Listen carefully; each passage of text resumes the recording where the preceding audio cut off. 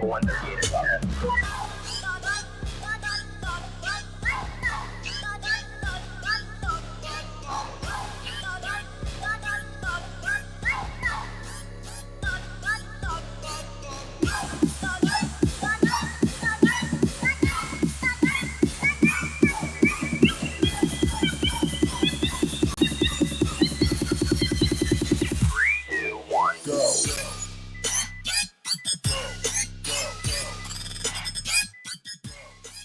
And hello, everybody. Welcome to the formerly known as Paranormal Guys. We are now the Sportcat show, but we still talk about the paranormal.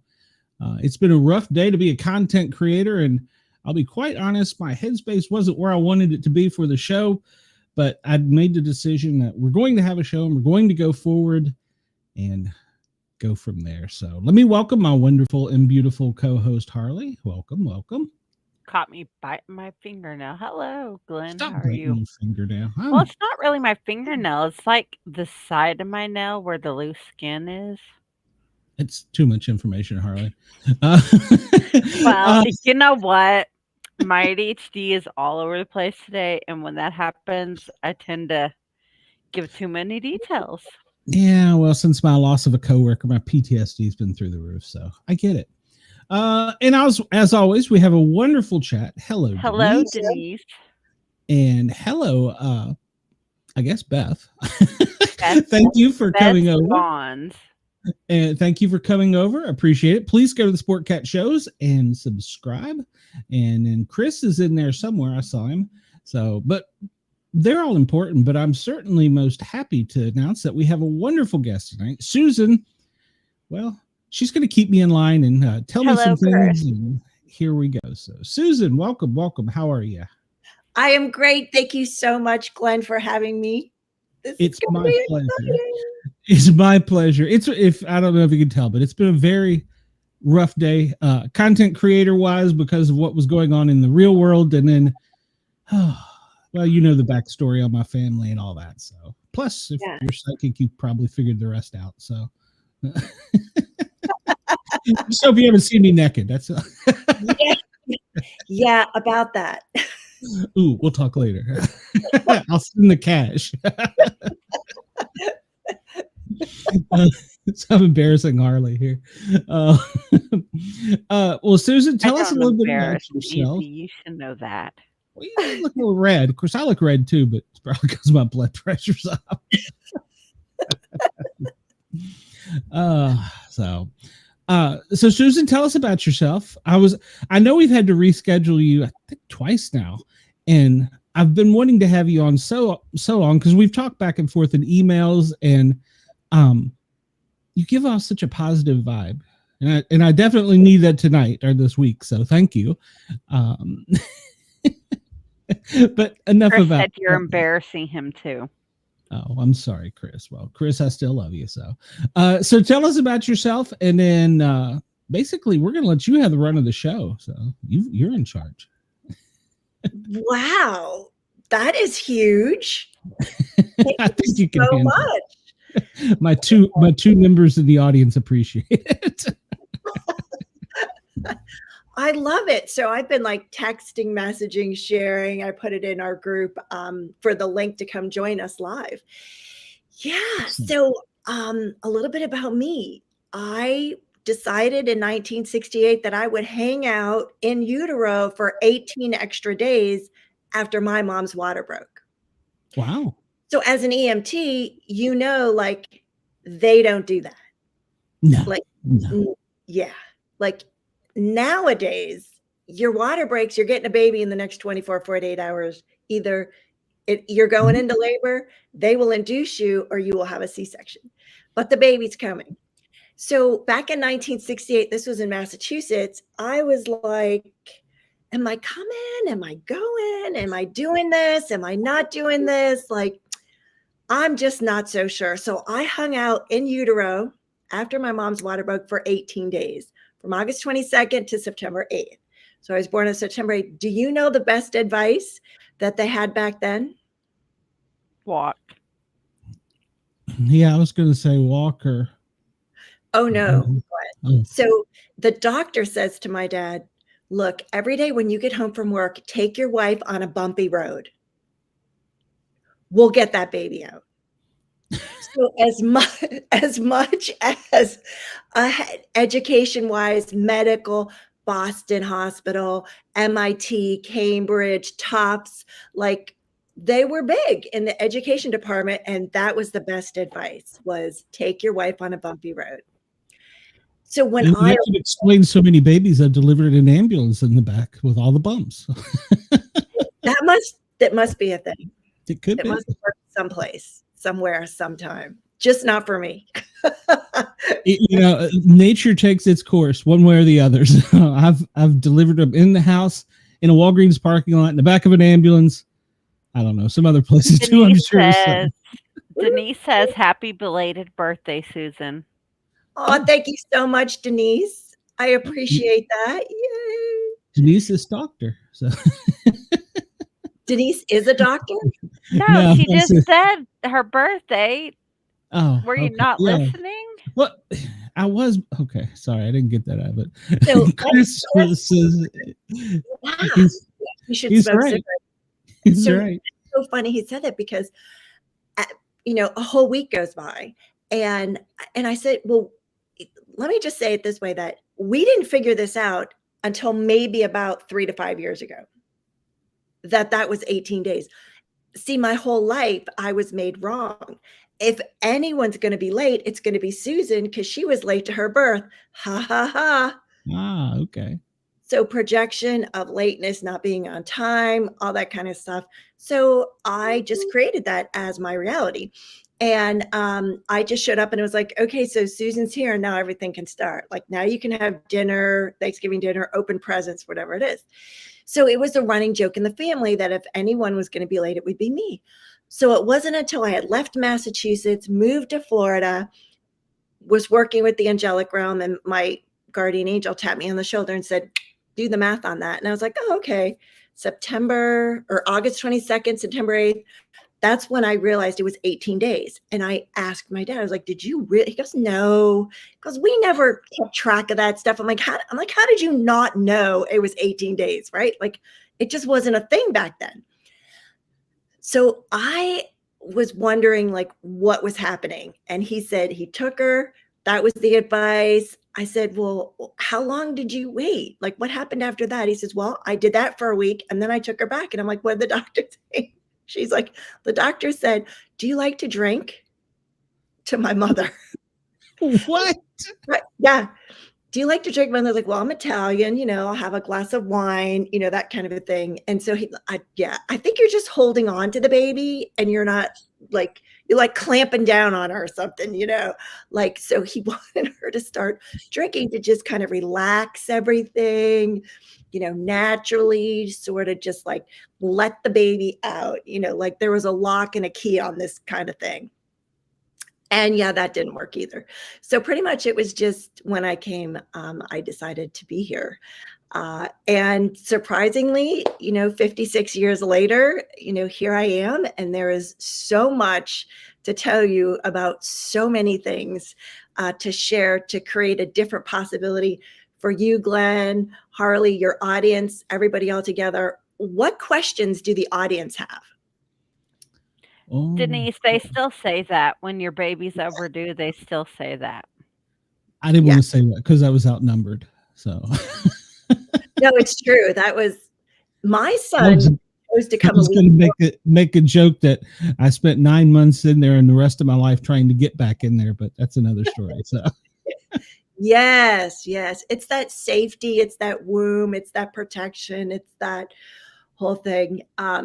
So no, I ran from that, so I'm good. Did you? You were like, I'm out of here. Yeah. I'll see you next time. I was a good hand holder. That was about it for me in my part. So because like I said, I have learned you can, because we used to joke, tie their legs together with tape before you get to the hospital, so on the baby. But you learn after a while that it's going to happen no matter what. And I freaked a bunch of firemen out and, I'm like, well, that's not normal. I need some help. And so sometimes you just got to roll with what you're given. So, Yeah. well, we talked a little backstage, just to bring you up to speed. I've had a real rough couple weeks.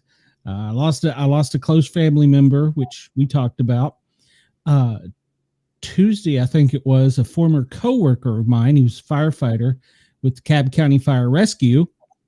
He went in searching for another set of firefighters that was lost.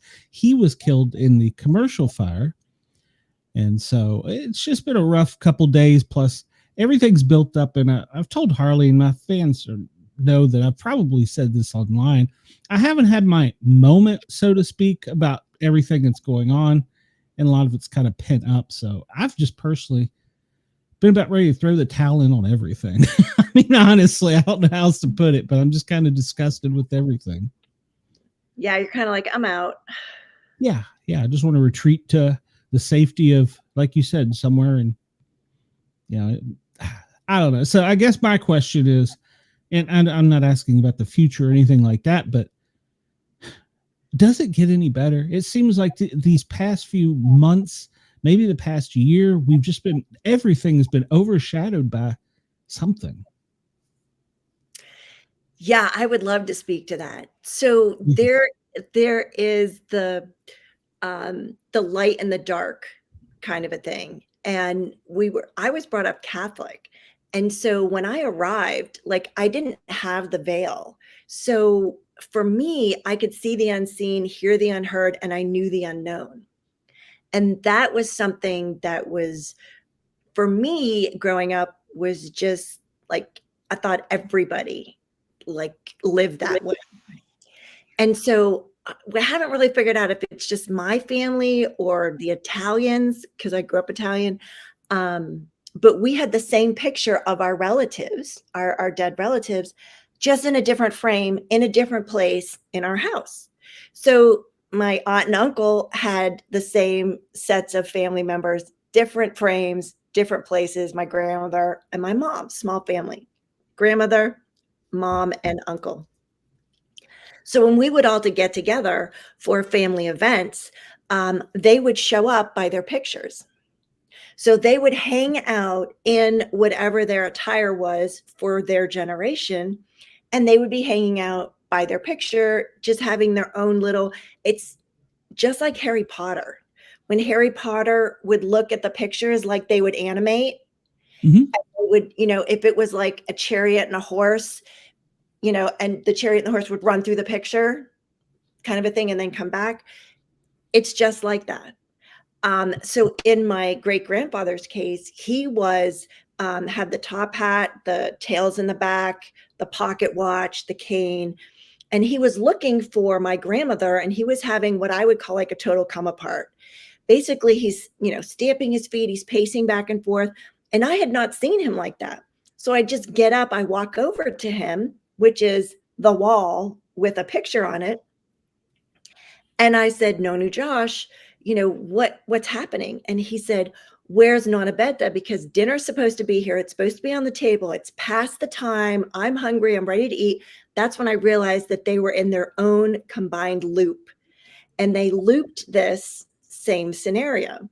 So I leaned back, because in between my great grandfather's picture and my great grandmother's picture was the curio cabinet. When I leaned back, I noticed her picture was not there. So she was not there.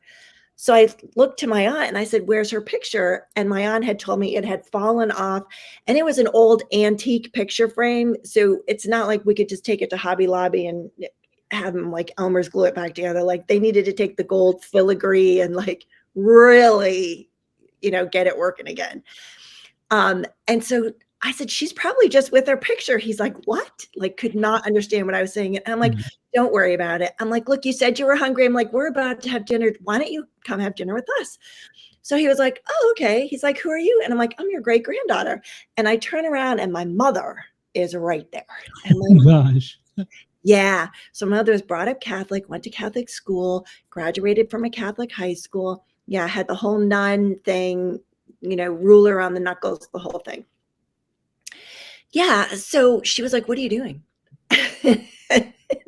I was like, I'm talking to Nona Josh. And she was just like, the there's nobody here. And I said, well, he's right here.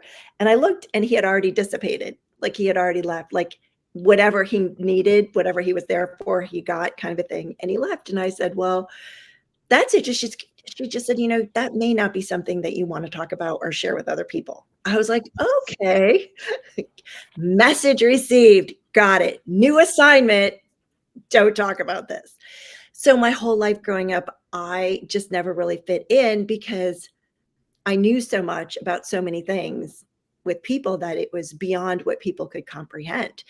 So you're talking about this reality now, like right now, this is exactly why we're here. This is exactly what's happening.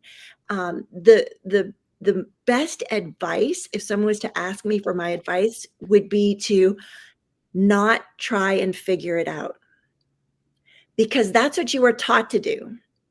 So you were taught to get the right answer, figure it out, make a good choice. Am I right? Pretty much. So if you could have figured out, made the right choice, right? How to have a totally amazing, incredibly abundant life, like, don't you think you would have by now? I would think so, yeah. Yeah. So what if it's not about figuring anything out? Okay. What if it's about the energy?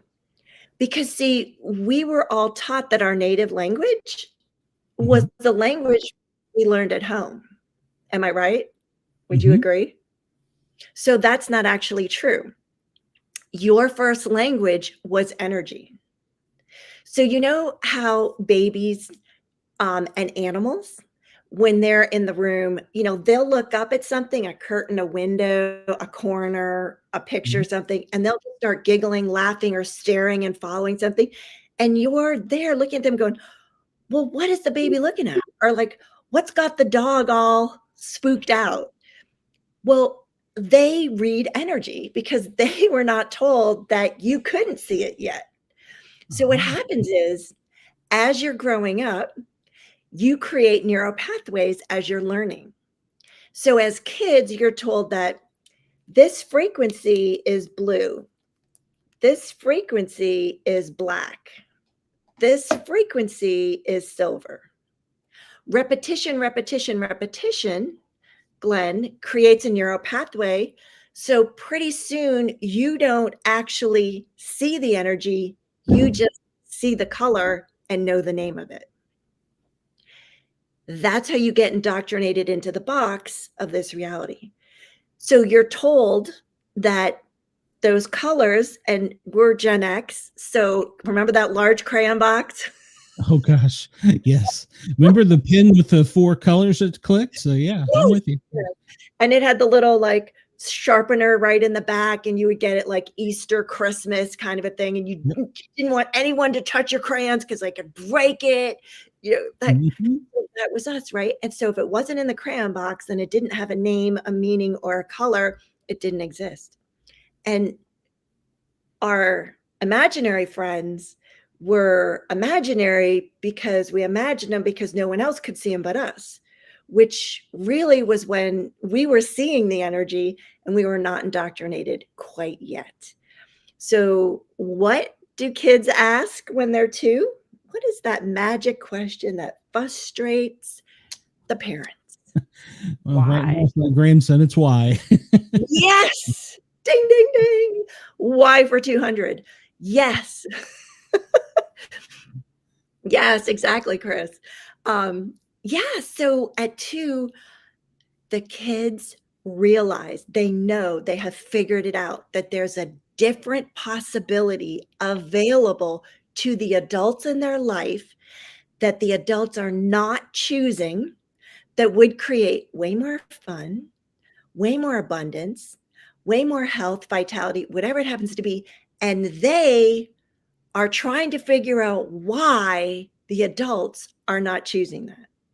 So as adults, what do we tell our kids? No, you can't wear your Spider-Man costume to school. No, why not? Because that's not what we do. We don't wear, we wear our school clothes to school. Well, why can't I wear my princess dress to church? Well, because we don't do that. You know what I mean? Those are our answers. And we are form fitting and fitting them in the box of this reality versus asking them a question. So why is it that your body would like to wear your princess dress? Like, what will that do for you and your body? Because, see, this is where we were also lied to. Well, the doctrination that came in, I should say, is that you were taught that the soul is in the body. Yes. Right? When actually the soul is infinite and the body is finite. The body is in the soul. So scientists have proven that everything is energy. Everything. Mm-hmm. The food we eat, the clothes we wear, the technology we're using is all energy. Energy is made of molecules, particles, atoms, neutrons. Then you go to the double slit experiment. Do you know about that one? Yep. Talking about quantum mechanics. Yep. Exactly. Quantum mechanics tells us that when the observer is not present, the particles act randomly. Mm-hmm. When the observer is present, the particles act as though the observer is giving it instructions. So guess who the observer is in your life, in your reality? You Guess, are. yeah, I was gonna say you, yeah. You're there. So guess who's creating their reality? This guy. Yes, exactly. You're creating. So if you don't like the reality you have, we need to get together because there are some systems, programmings, loops, limitations that are running in the background that no longer serve you, that we just need to drop, kick. Makes To the sense. side, just get rid of it because like attracts like here on the planet. And when you have things in your field that you have no knowledge of, that are from your past, that you brought in from a previous lifetime, that have been passed down from your ancestors, that are spinning karma, which show up as tornadoes when I'm with a client, what happens is all of that is happening and your cup is full. Because if you could have figured it out, you would have. So if I start teaching, educating right out of the top, what happens is we're going to make a mess on the table and it's going to end up on the floor. So we have to take some time to dump your cup out. So that way, here, I'll show you with my beautiful, my lemonade. We have to dump some of your cup out. So that way you have space to invite in that which you'd like to have in your life. Isn't this beautiful? This was given to me by my apprentice this year. Yeah, it's very nice. Yeah. That makes sense because we, as a peer counselor for responders, we use the each call is like a pair of socks, and you put that pair of socks in a drawer and you forget about it. One day you're gonna put a call in there, socks, and it's not gonna fit, and you're not gonna know what the hell to do, and that's when your body starts having a perfectly normal reaction to an abnormal situation. And that goes right with that. Yeah, agree. And in being a PTSD, I don't know what to call it, survivor, but victim, whatever, it is been a lot of teaching that the brain does reprogram. It totally rewires. When I was diagnosed with PTSD by an orthopedic surgeon, I literally had a meltdown, totally unlike my behavior. I mean, I literally was laying on the ground crying. I was surprised they didn't hospitalize me, but it was like fetal position crying. Yes, absolutely. I was because I didn't realize I was hurting. Yeah, I didn't realize I was hurting. Yes. Yeah, I needed somebody to affirm, I guess. Yes. It was probably in the back part of my mind, but I needed someone to affirm it. And when an orthopedic surgeon, one of this man's talent and level, that was it. I was done. And so, yeah, I agree with that wholeheartedly. Yeah, it's pretty cool. So come to find out, like the work I do now is I eliminate the patterning, the programs, the loops. So I'm able to go into your subconscious because scientists tell us that your subconscious creates your reality. So I go into the subconscious and I pull out the unconsciousness that's in there. And your whole life changes. radically, dramatically, instantly, and a lot of times permanently. But you do have free will, so you're always welcome to call anything back in. Absolutely. Is it now with your treatment, is it almost like a hypnotherapy type of thing, or? No, actually. So like, I don't know how I do this. It's just that I can do this. Okay. Okay. So I asked when my guardian angel came to me and said, do the math on that, like all of a sudden it was like, well, where was I for 18 days? Like, what was I doing? Instant healing. Yeah. What was I doing? Like, am I just hanging out inverted? Like, is all the blood rushing in my head? Like, am I coming? And what's going on? And that's when this lucid dream screen dropped down and I could see like every particle and like time stops. And I'm in heaven, for lack of a better word, with God or source, for lack of a better name. And I'm arguing. And I'm like, no. See, I know the rules up here. I'm like, I know that I get to choose if I'm going to take this on or not. And you know what? I'm tapping out. There's got to be somebody else more qualified up here than me to go do this lifetime. And source, God, says, oh, no, Susan, it has to be you. And I throw a full tantrum. I'm like, why? Why does it have to be me? And source, God, opens his arms like this and he goes, look here. So I look in, there's all these twinkling lights. And I'm like, oh, wow, like, what's that? And he says, those are the souls waiting for you to get to Earth, for you to help them on their soul's evolution, which is why we incarnate. Yeah. So that's when I was like, okay, because I was trying to bark. I was just like, look, I'll do it. I'll go. I promise. I swear I'll go. But 100 years from now, when Earth's a nicer place and humans are like more kind to each other. And he's like, no, it has to be now.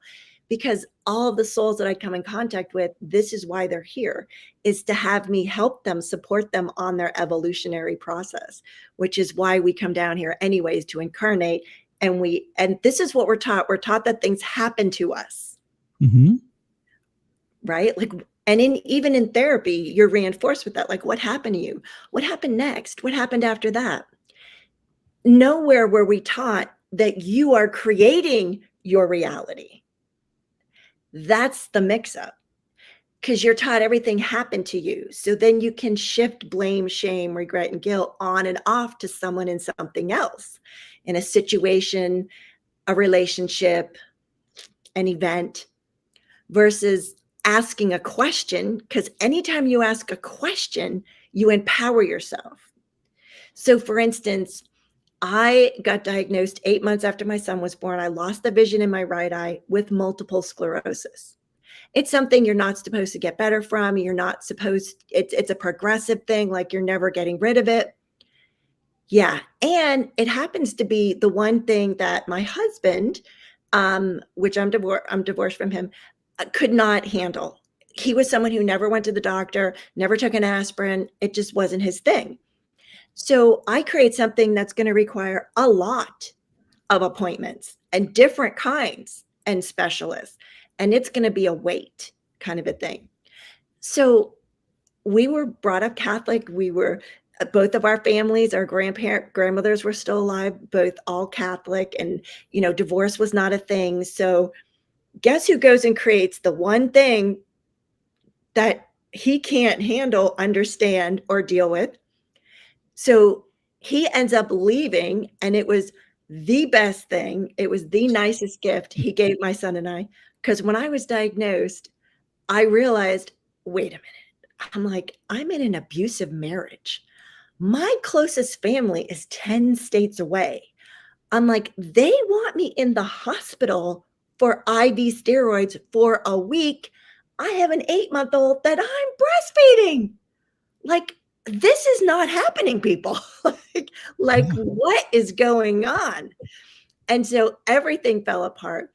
And it wasn't until like a few years later when one of my mentors said to me, so what was right about that you weren't getting?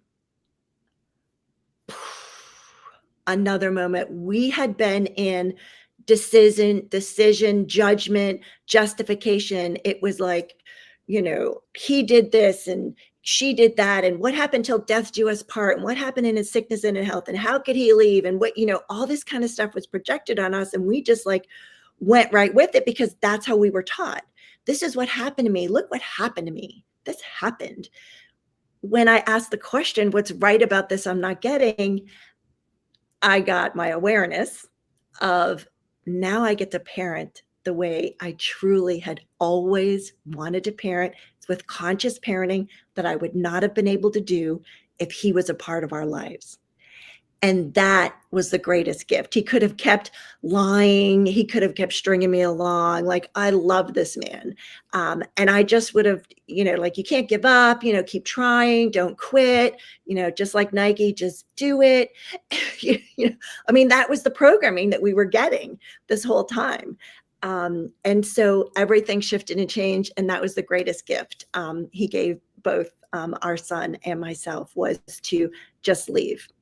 As difficult as it was, as the struggle, it happened. I entered a trial drug study. I was doing chemo and steroids. Like, yeah, it was that was happening. To realizing that I created that. I was like, oh my God, I'm like, check it out. I'm like, I didn't just mess around with my creation. Like, I went all in. I was like, Texas Hold'em, here you go. We're all game on. We're all in. And that's what got me started with asking questions. So we call it question sessions with my clients and I. And I was asked last year to create an energetic gift and sent it to the gift lounge at the Oscars. So at the Academy Awards, the nominees got my gift, and it was a pendulum with an amethyst crystal on the end, and a QR code, which had me giving them instructions through video on how to successfully use a pendulum to gain the awareness, which gives you empowerment in making choices and going forward in your life. Because what happens is, going back to the soul, Glenn, you're not the soul. You have a body, and then there's a soul. Now, your body's the one that wears the clothes, not you. But you decide for the body every day what clothes your body's going to wear. And you are the soul. You're not the body. The body's the one that eats the food. But you decide every day, without consulting the body, what food that your body's going to eat and consume.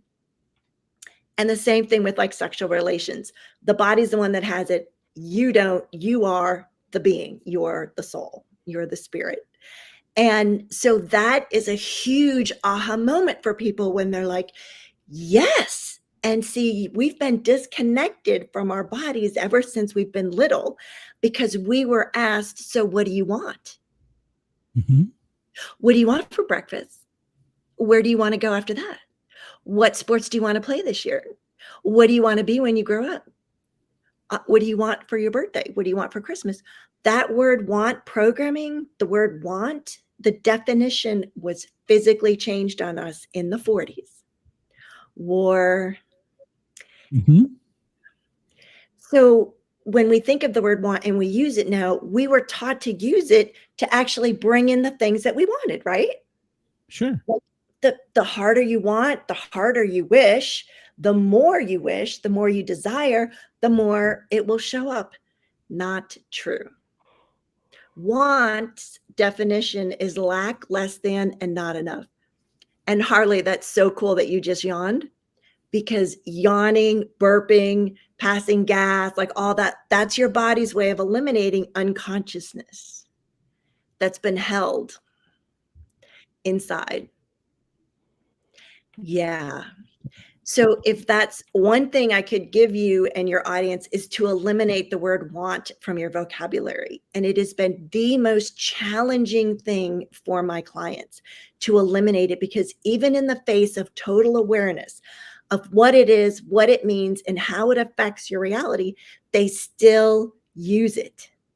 And they still use it unconsciously, to where they're like, no, I didn't. And I'm like, yeah, well, you kind of just did. They're like, nope, I know. And we shut the recording off. We go back and we rewatch it. And they're like, I absolutely did say it. And it was one of those catch-22s where, like, Yeah. So being hyper vigilant about because see, when you want something, it's always in your future. Glenn and Harley, you can't have it in the present if you want it because it's always going to be in the future. And want means you can't have. So we have to eliminate the word want from our vocabulary and everyone else from their vocabulary and then from their vocabulary. Like us, our significant others, our coworkers, our children, like pass it on. Yeah. Well, it is true. Yeah. Now, how does this fall in with manifestation? Yeah. So manifestation is requiring space in your cup, in your vessel, in your field that you can invite in that which you like to have. So what happens is there are high frequencies, low frequencies, but that's polarity, and polarity is not true. So things aren't right and wrong, good and bad, but that's what you're taught. It's more, and you can relate to this, the Gen Xers. Do you remember the dial on our radio? And you would roll the dial to the left or to the right, and you would hone in on a particular station, which is a frequency, and you could get a clear connection, which is your vibration, right? And if you're a little bit to the left or a little bit to the right, like you're not quite on it, you maybe have two stations happening at the same time, or you have static. It's not a connect.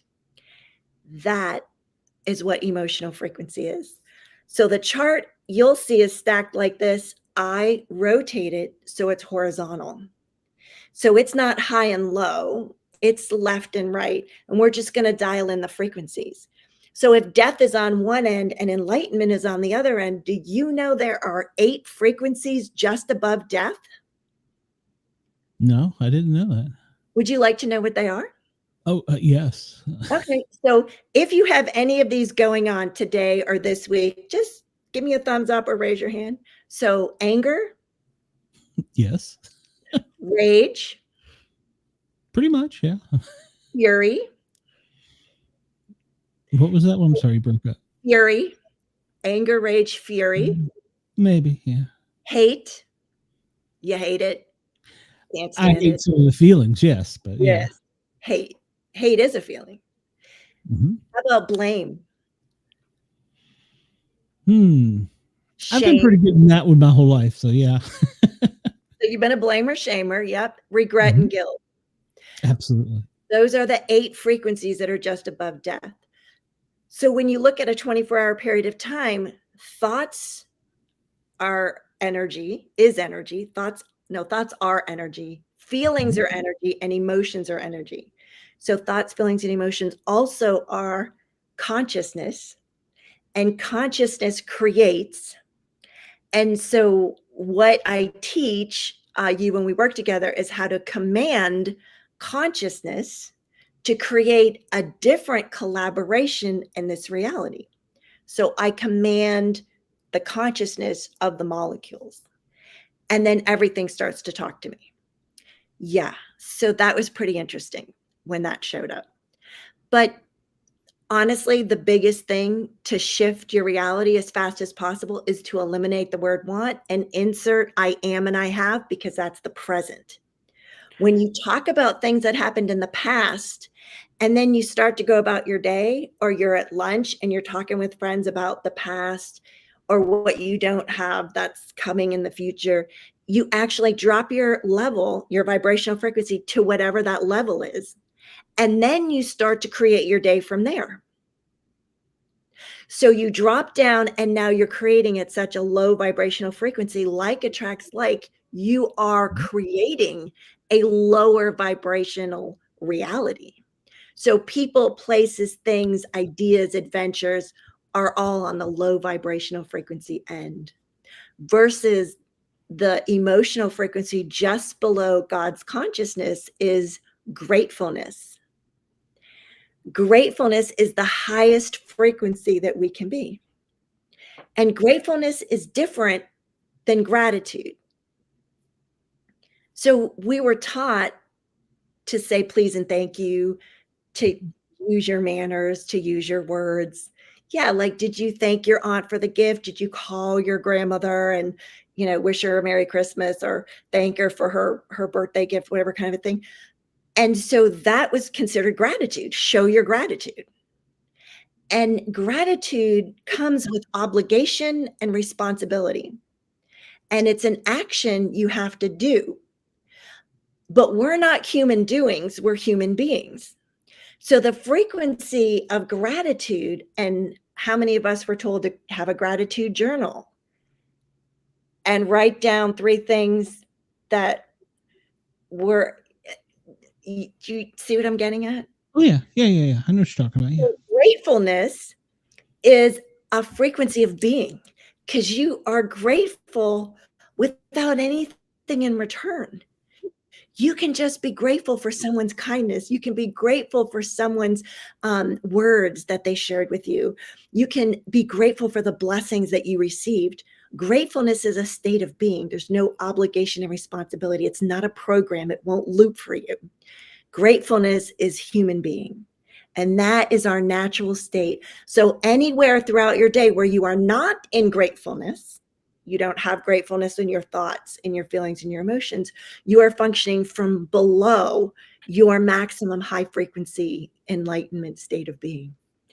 So everything you're talking about that's happening, all the storms and fires and, people being murdered and all that kind of stuff, that's all directly intended to bring up fear, sadness, anger, to get you upset, because that's going to drop your frequency. And when you have fear in place, you're easier to manipulate. So like, for instance, during COVID, we were told, look, you've got to get your vaccination for your family, and if you've got someone who's older, you have to get vaccinated for them, because you don't want to give it to them, because then it'll be your fault. So everyone is like, had pressure on you to do it. And now we found out that that was all not true. So back when that was, right? Like, yeah. I could go on more about that. Yes, but yes, you're correct. Is this a game changer conversation for you guys? Sure. Yeah. I mean, besides we were talking about the intent, I wasn't aware. I'm not sure who tries to put you in that box or if you put yourself in that box, but yeah, I understand what you're saying. Well, you're trained in it. You're entrained with it. So what happens is, this is the cool part. So, when you're in kindergarten and you learn to count, so you're counting everything: pennies, nickels, dimes, quarters, clothespins. Do you remember clothespins when we were growing up? Mm-hmm. Yeah. And they would be in a little container, and you'd have that game where you try to drop them in from a high distance. Our kids don't know about that. We all use dryers now. So we were the clothespin generation. Well, So see, I'm younger than both you, but my grandparents raised me, so I grew up with the clothesline in the backyard for the clothespins, because even as they got older, they still washed their blankets and hung them to dry, because yes, they said the Yeah. smell from the outside air was better than the dryer. yes. And the sunlight sanitized everything. Yeah. And it was the fresh air. Even in the wintertime in Massachusetts, they would come in stiff as a board, frozen. Was I mean, better. even being an '80s baby raised in the '90s, I was still taught older values being raised with my grandparents. Yeah. So you have some So good old programming. for me being turning 40 next month, people my age annoy every brain cell I have in my brain, because of the fact that I was raised different than them. I was raised to be manners, please and thank you. And my kids, taught them what I was taught. And they don't say they want things, because I was told it's always need over want. Need isn't what you get. You don't always get what you want. And I was always taught not to think you if you say I want this, you don't necessarily going to get that. It's what you need, not what you want. So we have that mindset in our house, want over a need over want. So my kids know they're going to get what they need, not what they want. And so that's how they've been raised. And that's all the box that we've put our kids in versus asking a question. Oh, my So kids, we've always told them, we've given them the freedom to ask questions because of the fact that we want them to know how and why, and know that no matter what they ask or say, there's always a action for everything. And like we have spirits in our house and they know that. We have quite a few spirits. We hear them walking at night and we know that. And they're family members and we know they're not here to hurt us. And we've got quite a few of them. Yep, right over there. hanging out with us right now, getting some screen time. Lord knows who's got surrounded me. Yeah. But because of how I was raised, I have more of a like I can see things that most people can't see my age. And my husband's the same way. He's real sensitive when it comes to spirits and stuff like that. And so are my children because we've raised them with the concept of there's things that we can't see out there and never be closed-minded on anything. Yeah. It's so interesting how the different generations were brought up with what systems and programmings they had in place and how we look at the newer generations and what we sort of stack them into and put them into certain places with things. But yeah. So if I were to ask you, Glenn, like what would be your biggest problem? Like what's your greatest challenge? What's your like the hard issue going on with you? And would you like to delete it? Well, yes, it would, but I don't know how to word the. It's almost like like you were saying, the mindset. Yeah. I'm in a bad dark place. How about that? Yeah. Yes. Yeah. So, would abandonment fall into what's happening? I think that's me. You talking about in the past? Mm-hmm. Oh, absolutely, yeah. Yeah, you both have it. You're both reading yes for abandonment. So what happens is you've both had it now, in the past, and in a previous lifetime. And you've come in now, and guess what frequency attracted you two together? Like attracts like, it was abandonment. And you both can relate to that with each other because you've both had that. And you've both been on both sides of it. So you've abandoned things, people, places, stuff, and you have been abandoned. So you've been on both sides of the coin. And what happens is you've been in every form of it. So abandon, abandoned, abandons, abandoning, abandoned. Yeah. So all of the forms of the frequency of it. So what I do is we will delete it and we go back through all time, space, place, dimensions, realities, universe, non-universe. Like we go through the whole thing. We collapse it. We eliminate it from the body, being, or in reality. And what that does is that drops your full cup down a level and you have more space. And because that frequency is low vibration, because what comes with abandonment? Like sadness, right? Like anxiety, yeah, all kinds of things. You get mad about it. Like, what is going on? Why me? Right? Then it's like, what's going on? You just can't fathom having this happen so often, so frequency, over and over again, and choosing the people who do that. So we're going to get it out of your frequency, out of your field, out of your body, so that you can have a different possibility that doesn't include abandonment. Would that be cool with you guys? It would be amazing. Yeah. All right. So we do this with our breath. So in a second, I'm going to have you take a deep breath in. You're going to hold it while I call up the frequencies of what this is that we're clearing. And then I'll say out on 3 and it leaves. And that's when you're going to blow it out forcefully. Okay. So Okay. kind of take a note of your body right now. Take a note of the feeling. Where's the pain? Where's the sadness? Where's the anger? Where's the regret? Yeah.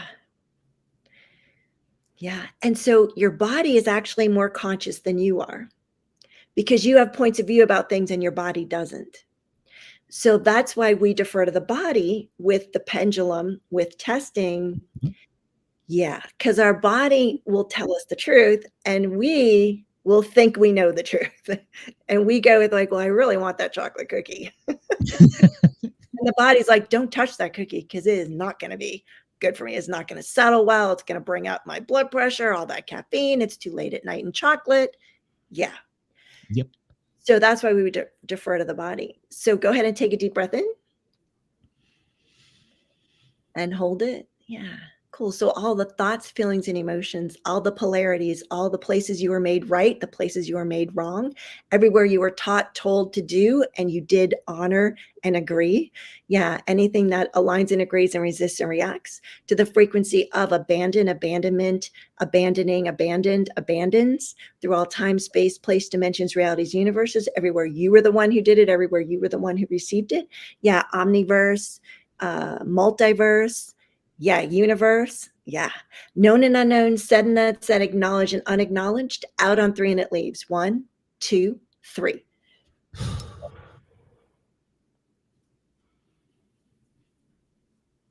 Interesting. Did you just snicker? Did you just laugh, Glenn? Maybe a little, but yeah, interesting. I'm not laughing at you. I'm not laughing at you because, well, you know, when spirits are around you, you can detect things, smells, and suddenly the room is filled with. I've ran so many calls, I'm tainted. It smells like pot, but it's that I can smell it as soon as it's like click. Yeah. Which is weird, but you know who that is? I have no idea. Who that pot smoking friend of yours is? I have no idea who it is. So let me put it this way.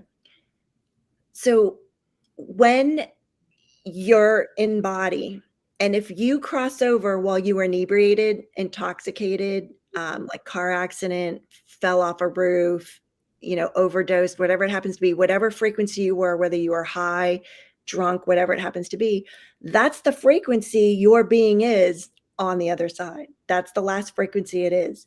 So when you leave, you're actually separated from your body, your consciousness. So the body goes, and the being's consciousness was separated from the body, ended. So they're hanging around here, not really sure what's going on. And so they're looking for other bodies, beings that resonate at their same field, their same frequency. So the ones who are drunk go hang out at the package stores. They go hang out in the alcohol aisles in the grocery store. They go hang out in hospitals and surgery centers where there are people there who are under the same influence. And they're like, oh, yeah, that's what that feels like. That's just like me. Yeah, there's my buddy. There's my friend. Then what happens is you start to sober up from whatever it is. And they're not the same frequency, and they are annoyed with that. They're like, no. We've got to get you back to being like where my frequency is. So they start to put words in your head. You start to hear things like, you know, it's 5 o'clock somewhere.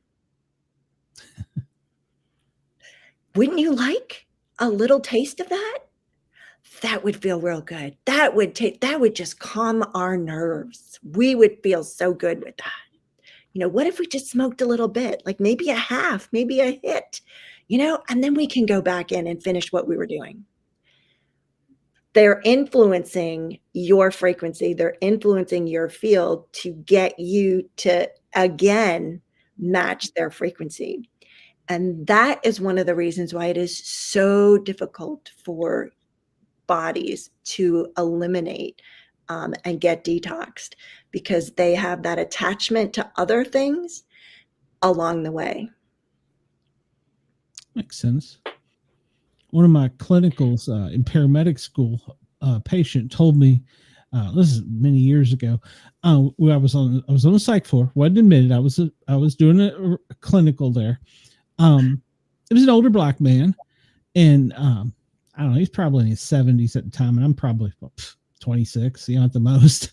And he was sitting there talking to me. He says, "Do you know what's wrong with society?" And I was like, "Well, where do you want to start with that?"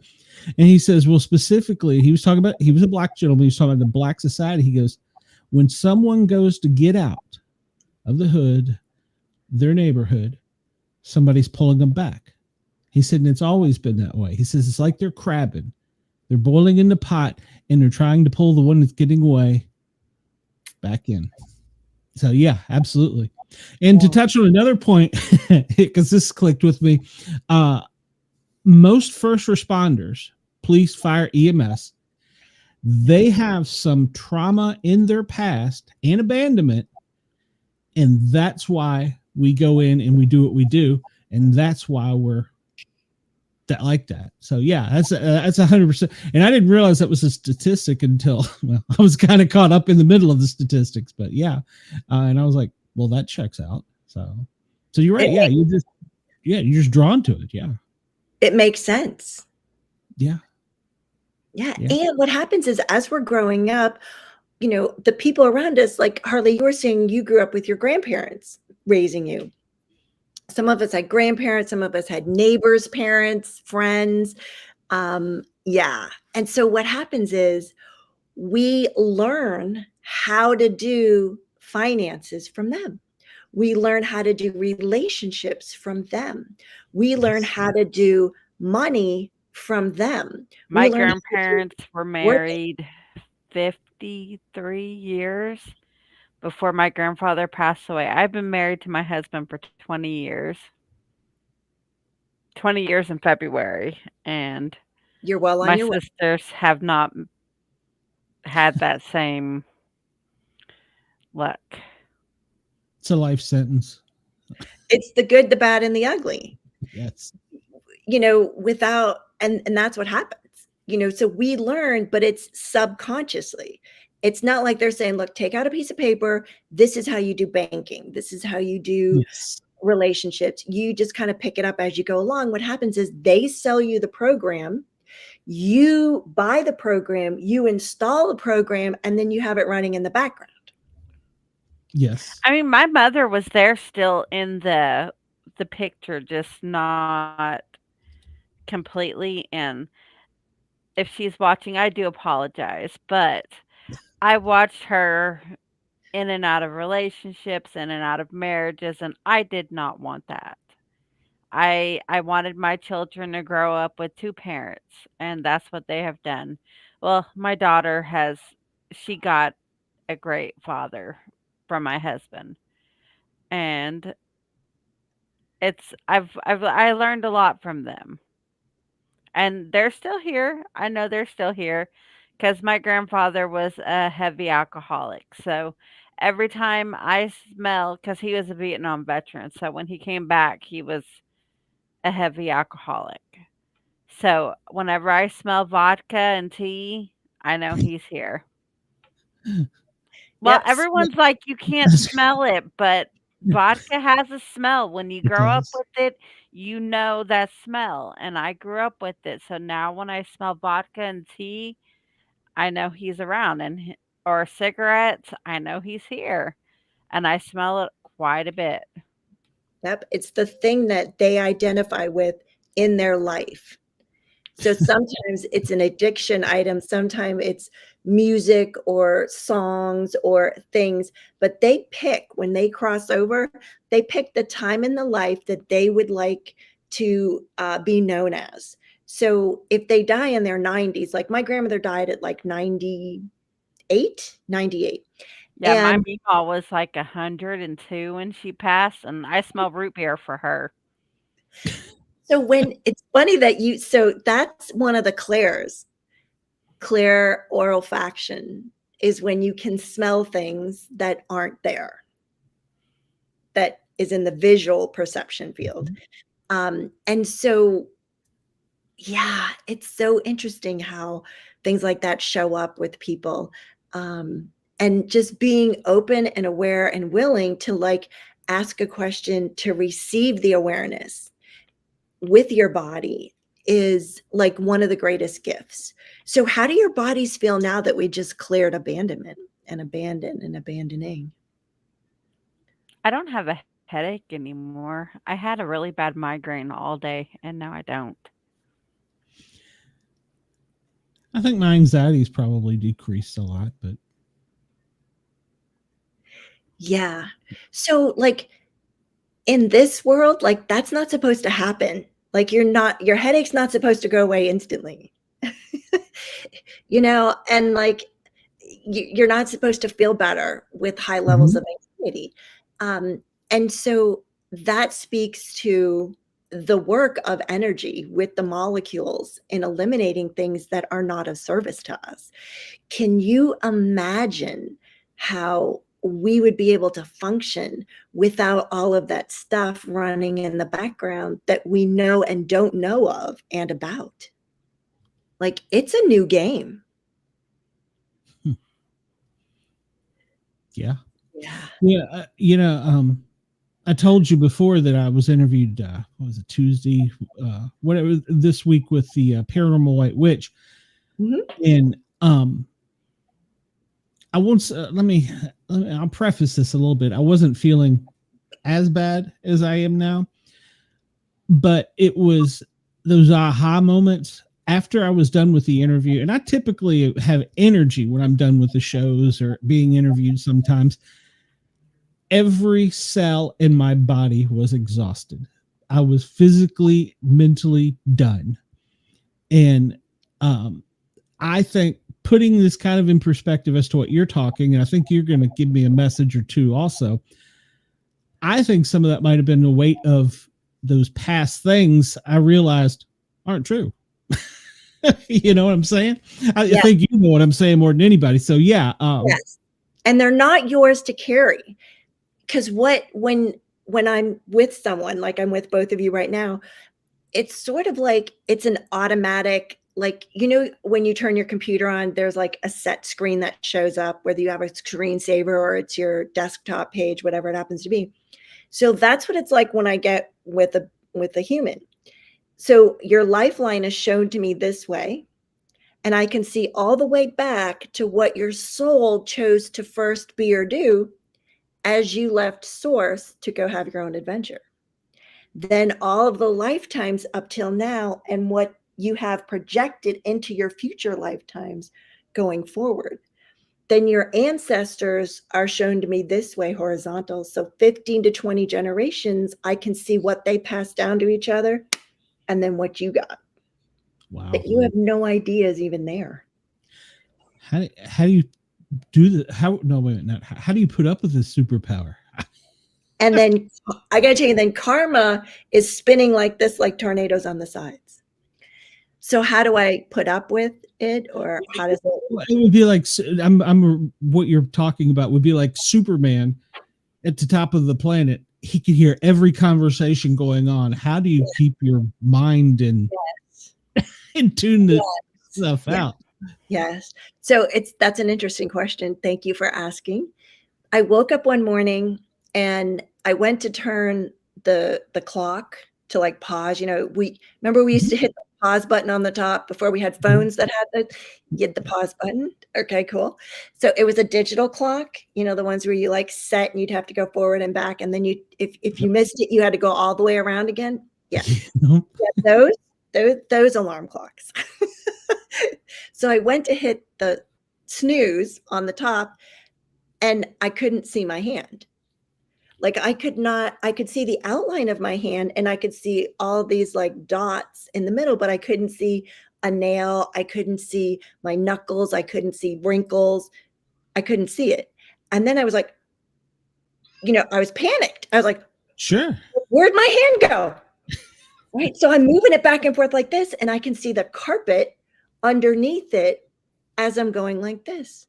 And I realized that is the truth. This is the simulation. So you were brought up with colors, you were brought up with matter. Everything started with a thought. Thoughts are energy. So this is how our reality has been created. We've been co-creating with each other because there's no separation, but this isn't actually real. Okay. Yeah. So when that happened, everything started talking to me. So because I could see the particles, which is consciousness, everything, had something to say. Yeah. So the bed, the sheets, the lamp, the desk, the clock, everything would like to have a conversation with me. It got so bad that I had to break my doorbell. Because, see, electronics is like one of the first things that energy can manipulate the easiest. So when your family members cross over, like some of the first things that they can do is like turn lights on and off, switch the TV set on and off, like just random things like that. Electricity is the first thing. So, yeah, my doorbell is hardwired into my house. It's not Bluetooth.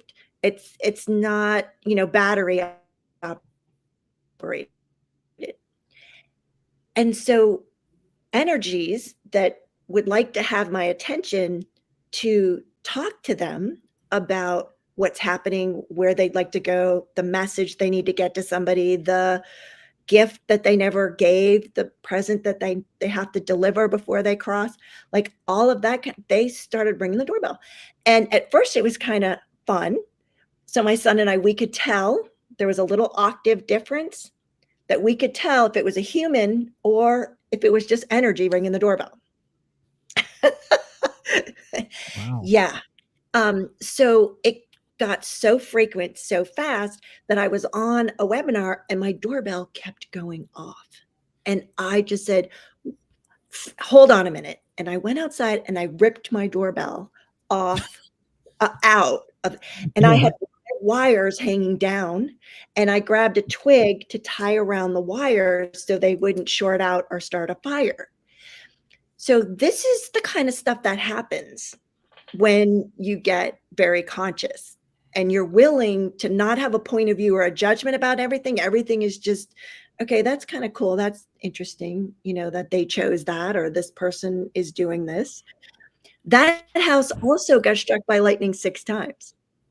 It was after the second time that I put lightning rods on. I cannot believe it did not burn to the ground 6 times. No kidding. Yeah. So what happened was when I broke when I had to break my doorbell, they went to my fire alarm, because my fire alarm was hardwired in also, right? Yep. So all of a sudden the fire alarm is going off and I'm on the phone with a client and I said, okay, so I got your emergency and source has your emergency. You just went to the top of the list today. I will call you back. Click. And of course it wasn't the fire alarm where you could just, it was a battery, you could just pop the battery out to stop it. No, it's not one of the ones where you could just walk over there and stand on a chair and do it. No, this is the one that's way at the top of a vaulted ceiling where you have to go outside, get the big long ladder, haul it in, put it up, climb up the ladder to then get that thing down. Yes, that happened. So I had to create a mute button. I created a mute button so I can mute my reality. Okay. That allows everything to just be chill around me, with me being in the field, on the planet. Yeah. Game changer. Yeah, absolutely. Wow. Listen, I know we only promised, promise, right? Where we only wanted to take up an hour of your time. I don't want to keep you here all night. But I would like to have you back on, because I've got so many questions, and I think, I think I need answers too. So let's get that scheduled and get you back, and we'll also give it a little time to promote the show so we can get lots of people interacting and get some more questions, because I think what you're doing is very important. Thank you. Thank I you. mean, Yeah. And give her more than just an hour. Let her have the whole Well, show. well, she can have as long as she wants. I got Grayson backstage, and I don't want to be rude to him. So, Sure. but Yeah, well, it'd be a great topic to talk about with your audience. What's that? Conscious education. So what's the one thing that has not evolved in the 100 years since we've been here? Transportation's evolved, communication's evolved, except our kids are still in the seats raising their hands and waiting for the bell to ring. That is not education. There's a reason why that has not evolved. And now's the time. Our kids are ready. Our parents are ready for conscious education, because we're going to do it differently. Yeah. I think this period in time, there's a lot of shift. There's a change coming. I don't know what it is. I would love to support both of you now and in the future. And I work with One Nation, which is the Native American population in and out of Canada. So I do a lot of work with them, and I would love to support, the first responders and also our military, because there are things that they're coming back with that are not theirs, that we can eliminate, get rid of, and really have a different possibility for people. I'm in service and I'm here. Well, I appreciate that, because it's been a stressful time for me, and I think that's why you're here.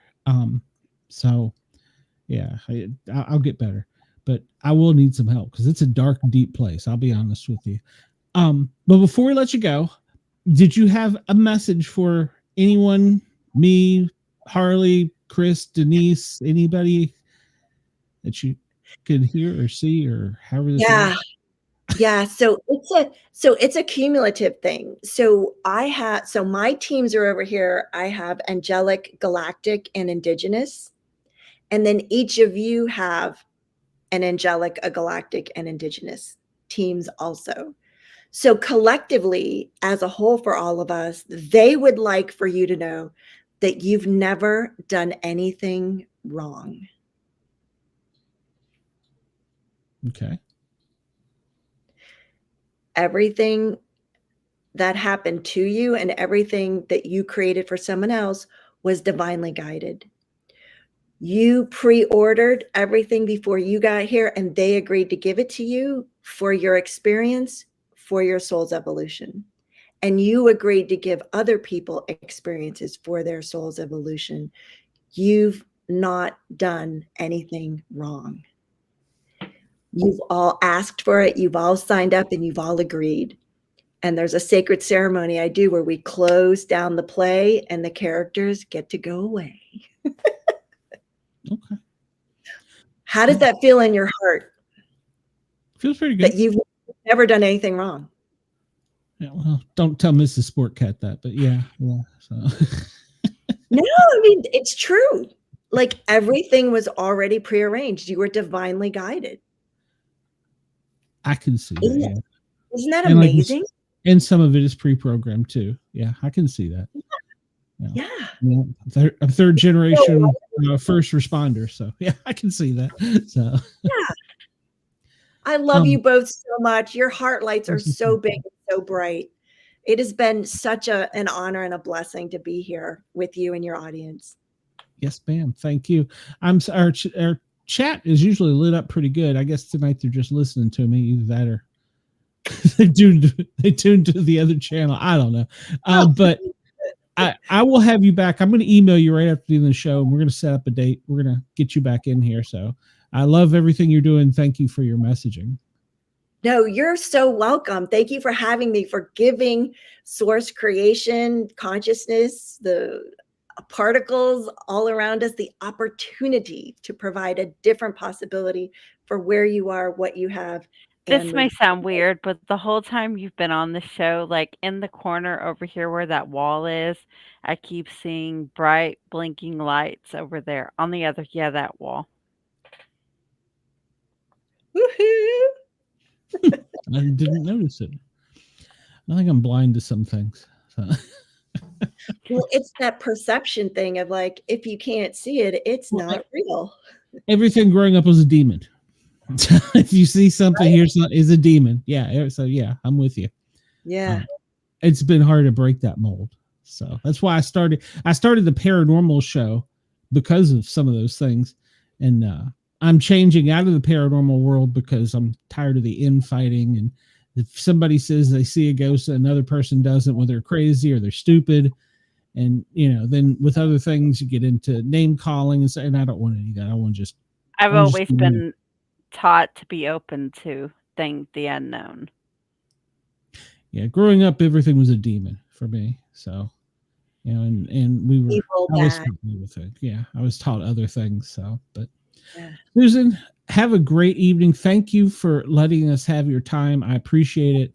And we're gonna get you back. You can have as much time as you want. We'll give you 2 or 3 hours. So All night. Bring your sleeping bags.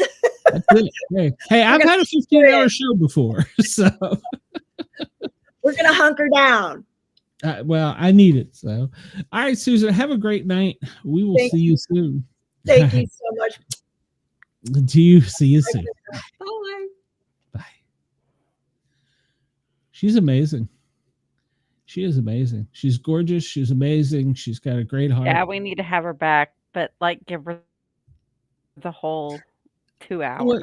Well, sometimes when we schedule people, I put them in a block, and you don't know till you get into what you're talking about.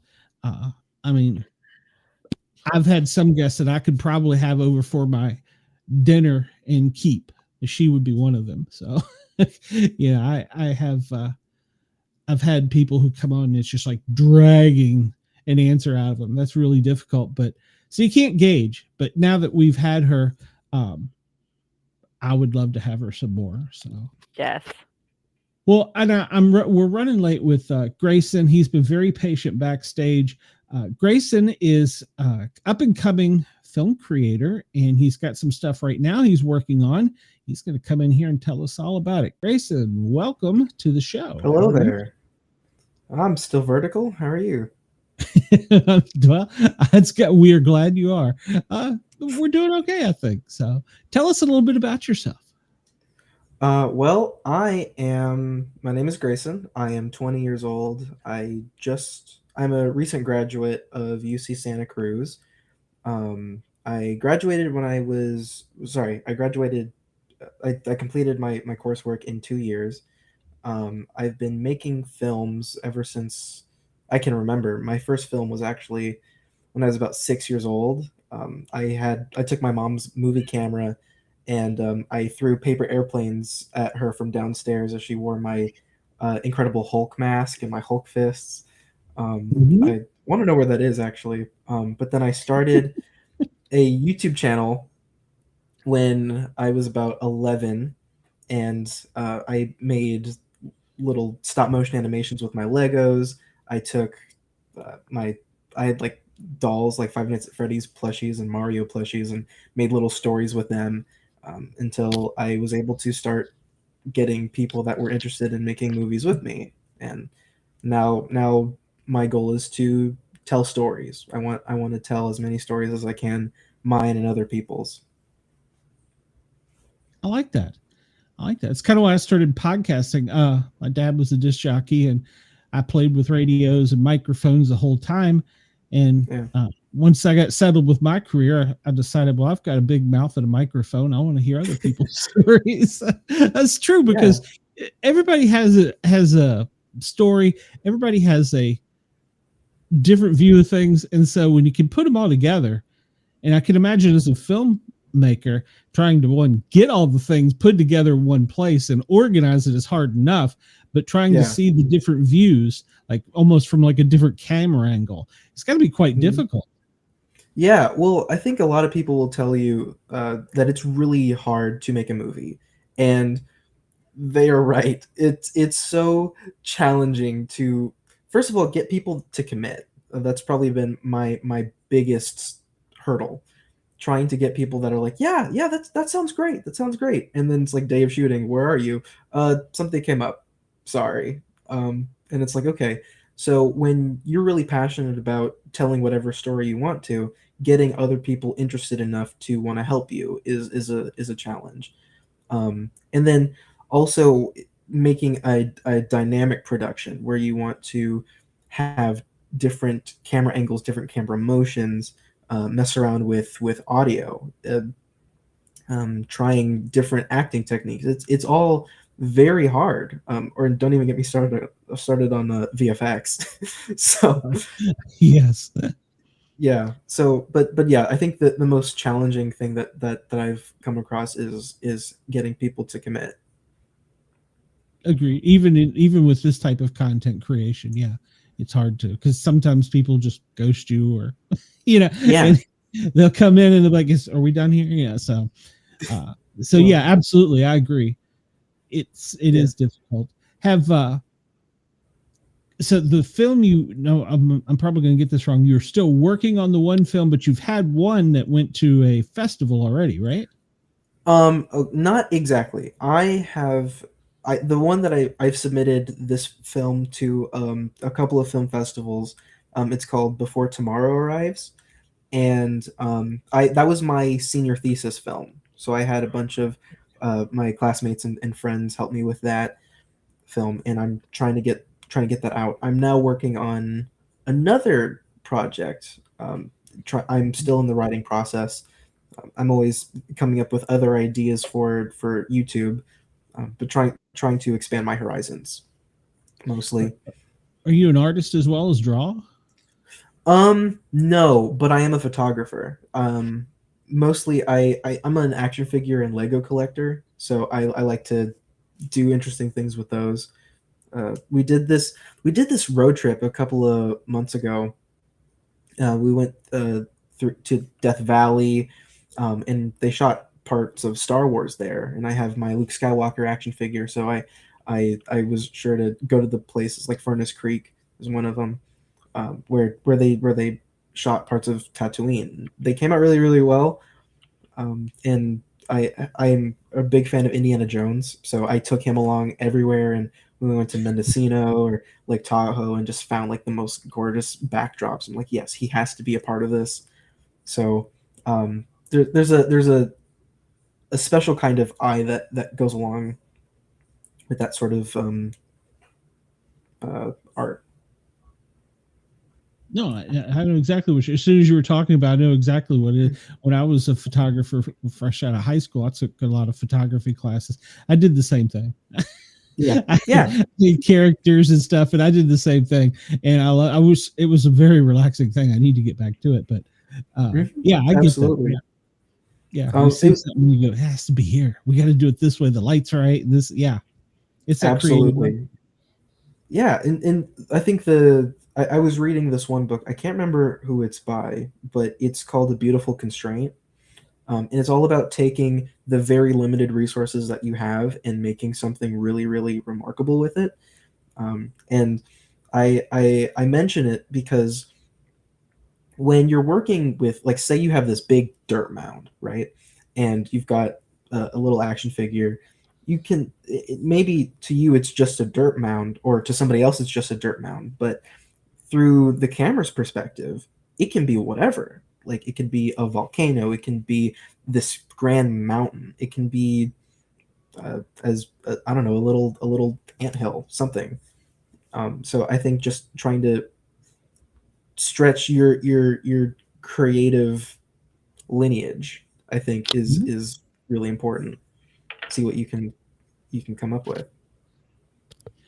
And with writing it, do you have a hard time with writing to match what you visually see? I guess is the question, so to speak. I mean, it's got to be hard. You can picture something in your head, and if you're a master of film and editing, you can get it out that way. But Yeah. you've got another total different aspect of it if you have to actually write and see it all at once. Now, is that what you do? Do you do that? Yeah, it's really complicated. I'm thinking about trying to find a specific example here, but when I'm trying to like you said, it's easier to show something to somebody than to tell somebody about it. Exactly. So when I write, I think the actual writing part comes easy. It's coming up with the idea. Once I see it, I feel like I'm able to articulate it in a very specific way. Um, the trouble comes when I give it to an actor, and it's a little things are a little open to their interpretation. Mm-hmm. And if I say the man looked at his soup longingly, what does that look like? So I think there's only so much as that I, as a director and a writer, can do. It's really up to the actors to fill in the blanks that I can't reach.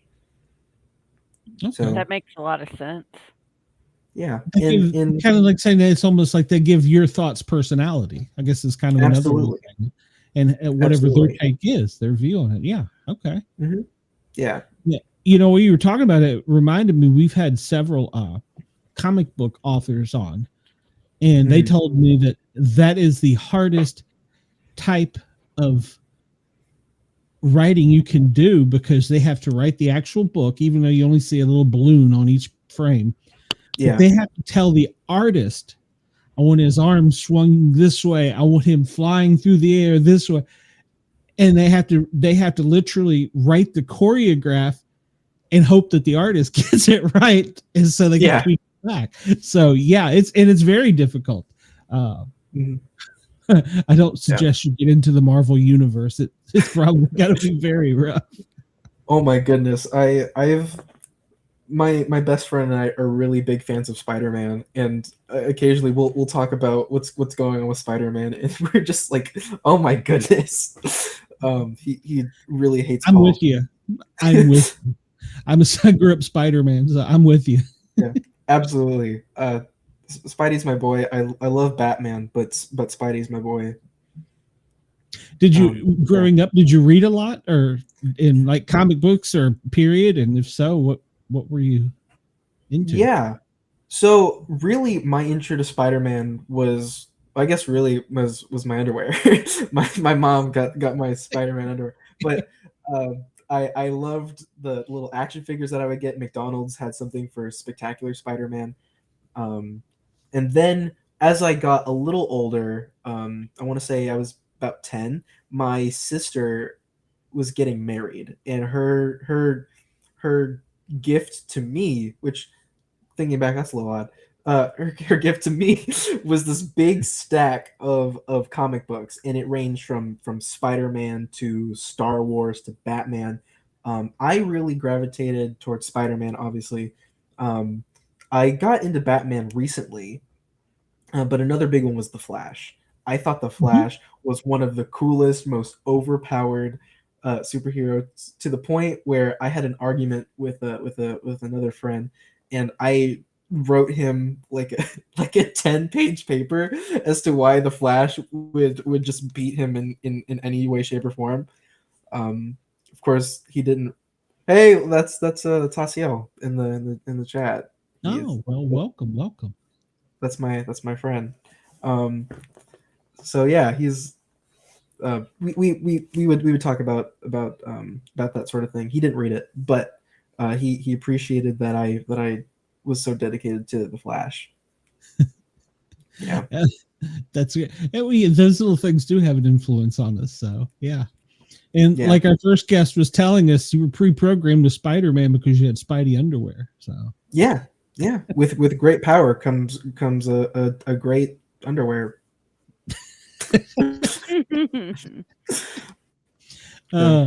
Well, do you want to do that type of movie genre later on? I mean, or because that's like you were saying, it's hard enough, but now you're making them super beings. Hello, right? Brenda. Well, yeah, I do. I feel like everybody wants to do something of that nature, like how Spielberg has his Indiana Jones, or George Lucas has his Luke Skywalker. I want to have a character like that that's so like cool and relatable to an audience, that they want to put themselves in that costume or that scenario, and believe that they're capable of such a feat. Um, but I did have this idea in the shower this morning. Um, I'm really fascinated by history, and the sciences.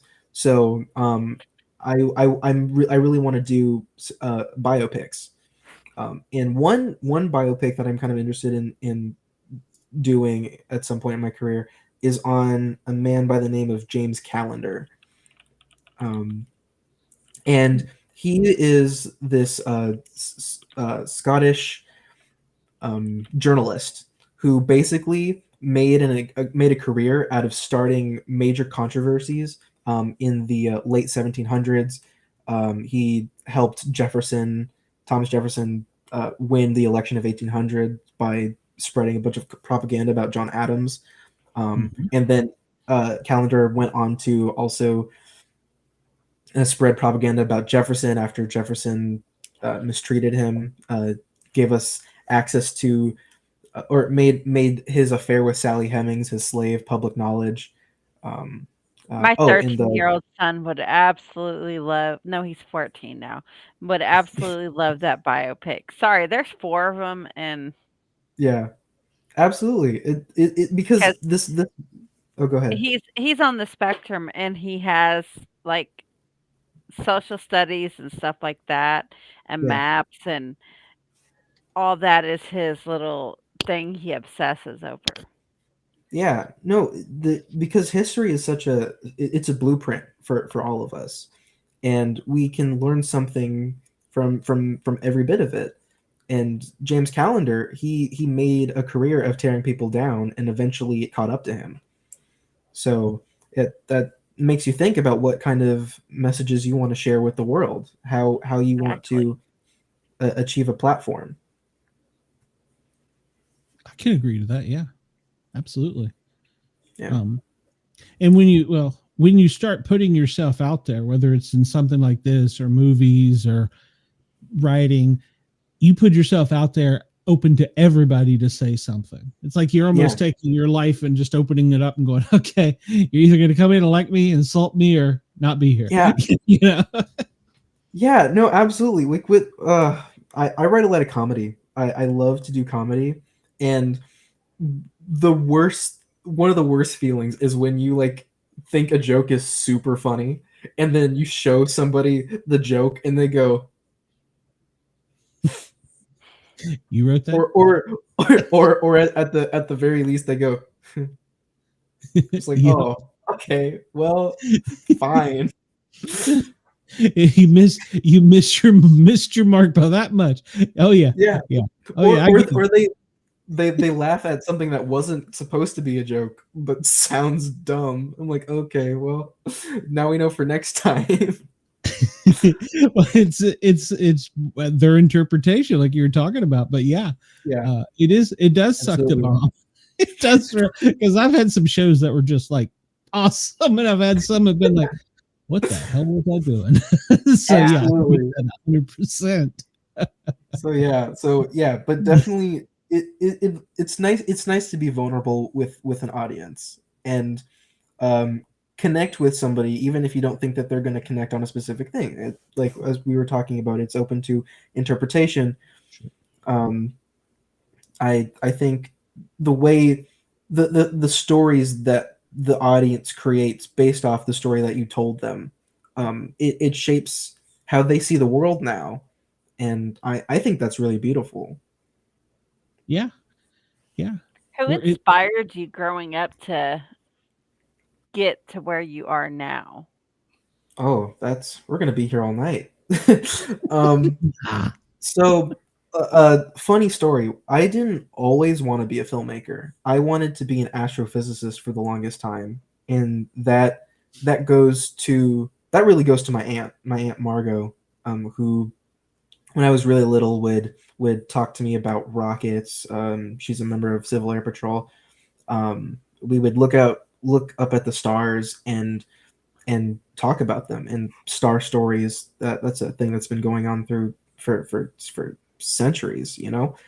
So she was always very encouraging. When I started my YouTube channel, she was always telling me to make storyboards or write scripts, mostly because my stories were nonsensical. um, my father spent a lot of time in the film industry as an executive producer, so we would watch movies a lot. That's really the foundation of our relationship. Um, and obviously, my mom, uh, being a former opera singer, somebody of the arts, um, want seeing loves to see me thrive, and that's always been really meaningful to me. No matter what I did, she wants to support me.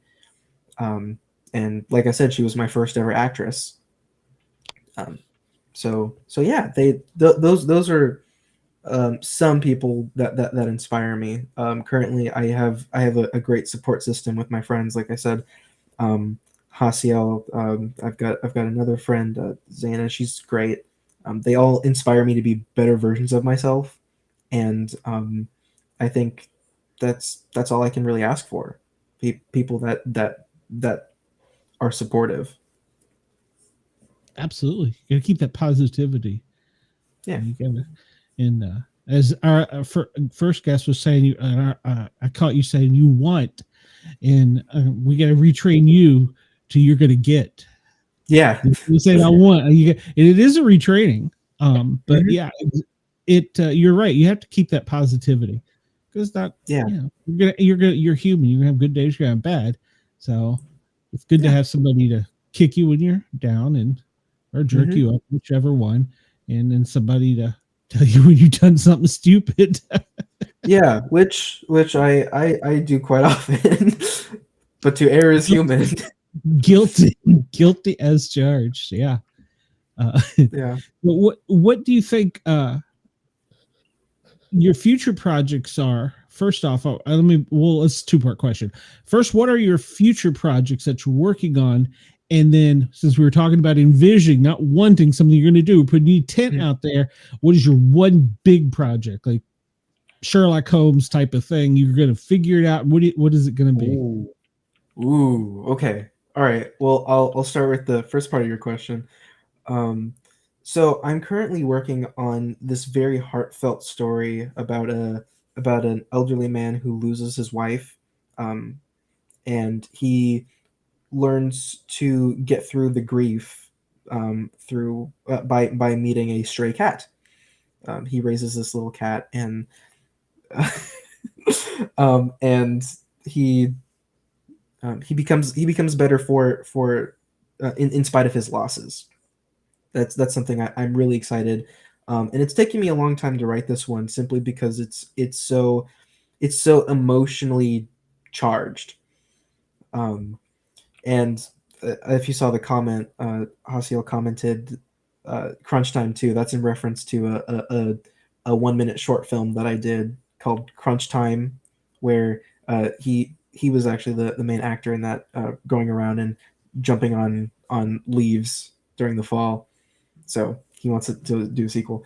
The big project, like I said, I want to do a film on James Callender, um, but I also want to do a film on Edith Wilson, who was Woodrow Wilson's wife during his presidency, and after he had a stroke, he if he she ran the country, basically pre-screened all of the executive decisions, and I feel like that has a lot of potential for a film.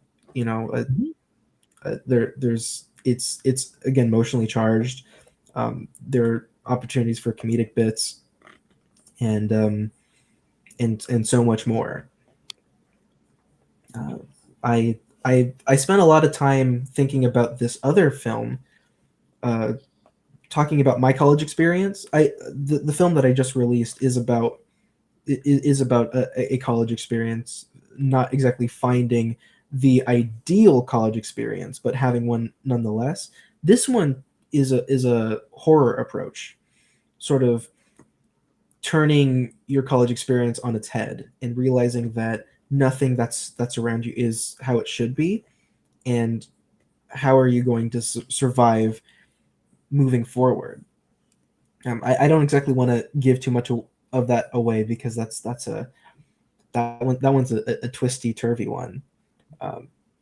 Oh yeah, sounds like what is this show? Stranger Things. Stranger Things. Yeah. You're in the upside down now all of a sudden. Yeah, absolutely. Oh yeah, actually, that's not a bad comparison to draw. It's and really then great. you're talking about the cat and the elderly gentleman. Mm-hmm. This is probably way past you. There was a book called Cricket in Times Square. Ooh. And it's an older book. It had a lot of the characteristics you were talking about. And somebody took cricket and put it in a little box. They become friends, and so that's an old childhood memory. Sorry, I'm showing my age here. You can find the book, get it. It's really cool. So, well, thank you. Yeah, if you can find that, get that. That was a good old book. Matter of fact, I wish I had it. Sure. Now, but, actually, what was the name of it? I'll make sure I pick it up. Cricket in Times Square, and I don't even know. I don't even know if everything's available on Amazon now, but yeah. Oh, there it is. I found it by George Selden. Oh man, it's been so long I don't remember, but there couldn't be many people that wrote a book like that. Yeah. That's what it reminded me of when you were saying that. Is that with my childhood, I was thinking about, oh, I remember this. That's kind of like this story, and that's also something you want to do as you're putting your stuff out there. You want to get what they connect to as well, because like Absolutely. You're bringing up things, good memories from the past, talking about like the cricket in Times Square, or Spider-Man. So as you open yourself up, people are attaching to you and being like, hey, what about this? Mm-hmm. So what ifs. So I love the dwelling in the what ifs. Sometimes it's not exactly the best course of action, but just thinking about how different your life can be if you made one small decision differently. That's something I think about often. And I was listening to Susan talk about how her message being everything was guided by a divine being, and how you pre-ordered your basically your the direction of your life, so everything happening for a purpose. I thought that's an interesting concept, and how things just happen for a very specific reason that we're not always clear to or aware of. Oh yeah, it's probably the best, because like she was talking about the experiment, what is it, double blind or the split, when they're watching it does something totally different. And yes, that's absolutely. Once you start realizing, because you're putting your energies out there, I'm putting my energies out there, where they meet, we're exchanging, sometimes good, sometimes bad, but it's all energy, and that's how we connect. And absolutely, yeah. And what is pre-programmed? Your Spidey underwear. Maybe I had Spidey underwear. I don't know. I don't even know they made it back then, but yeah, no, I agree. And I forgot to ask her. She's working on a movie too.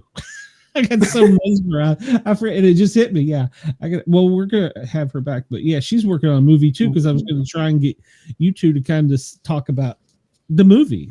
So, because it's great to come on here and talk about you, but you want to talk about what you want, what you're going to do, what you're absolutely what I'm going to do, what you're going to do. Yeah, what we're going to get. Yeah, that's right. Actually, it was something that you just said that made me remember another project that I'm going to do. It's this series. It's not a film, but it's a series. When I was 14, that was when COVID hit, right? So I was a freshman in high school, and everything shut down. Oh gosh. Yeah, I didn't have a normal year of high school until my senior year. But it's got to be difficult. Well, yeah, it wasn't great, because I was taking high school classes and college classes at the same time, and everything was online. So chemistry 101, I just had to do like simulations online. at 7:50 because that made sense to people. But but during that time, a local church, my local church, was trying to have their broadcast, their streaming broadcast, and they asked me to be a part of it. And thinking about how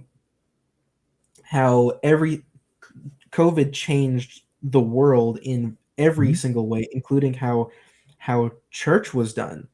That was such a very that's an interesting story in and of itself. But absolutely. and I learned a lot of what I know about video production by working with this team of people that's still functioning together, trying to broadcast, but definitely getting the messages across the internet to people that couldn't otherwise be in church for entirely other reasons. So definitely talking about the different people within the church trying to make a difference in this world where all the odds are stacked against them. That's a no-brainer story to tell. Mm-hmm. And add to that, you were saying the generations, because like my mom and family above me, they had never used this type of technology. This was all new to them. We were somewhat, because this was all starting to come about, but to the generation before us, this was all like learning a new language. And now you're trapped at home, you can't see anybody, and you got your iPad or your computer and a camera, and that's it. And how does this see how through different generations? Like I can't imagine you, because I went from middle school to high school and then college. I can't imagine going from that transition, middle school into boom that, and then okay, come on back, everybody. To me, that's got to be a difficult transition. But just in my head, in some ways it's good, but in other ways, holy crap, that changes your life. Yeah, and there's a really powerful question that steps out of the church environment, but think about food service or any environment where you have a team of people. How are you supposed to be a functioning team when you're not even supposed to be less than 6 feet away from each other? True story. I was a firefighter, and depending on which station you were assigned to, you either had 4 guys or up to 8 in your station. We had a county councilwoman see us on the fire truck, in our own little closed environment, coming back from a call or whatever, and she wanted us written up because we weren't wearing masks. Oh. And then she comes to the station, she sees us all together, and she's like, "Why aren't you wearing masks?" We're like, "Because we're here, we're a team. It's not what we do." And and they were so programmed to, you got to do this. And we told the chief, was like, "Yeah, that's not happening." That's not happening. But they were programming us so much that one little tiny bug was going to kill you, that it had people scared to do anything almost. Yeah. I mean, I was scared to leave the house. Oh, yeah. Well, and let me tell you, as a paramedic, I would go on the most terrifying calls where people had 106-degree fever, could barely breathe, and they had the COVID and didn't want to go to the hospital because they knew if you go to the hospital, you're going to die. Right. And I've had the other person that has a stubbed toenail and thinks they have the COVID.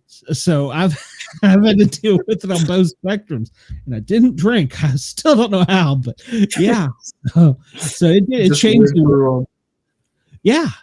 And well, everybody has a different perspective on it too, whether, my tainted view as a first responder or, a student like you that was, so to speak, shut out of part of your life. Yeah, you really were. That's the part that usually 9th grade through about your junior year, that's when you typically learn the most. But yeah, you were in a box, so to speak. Wow.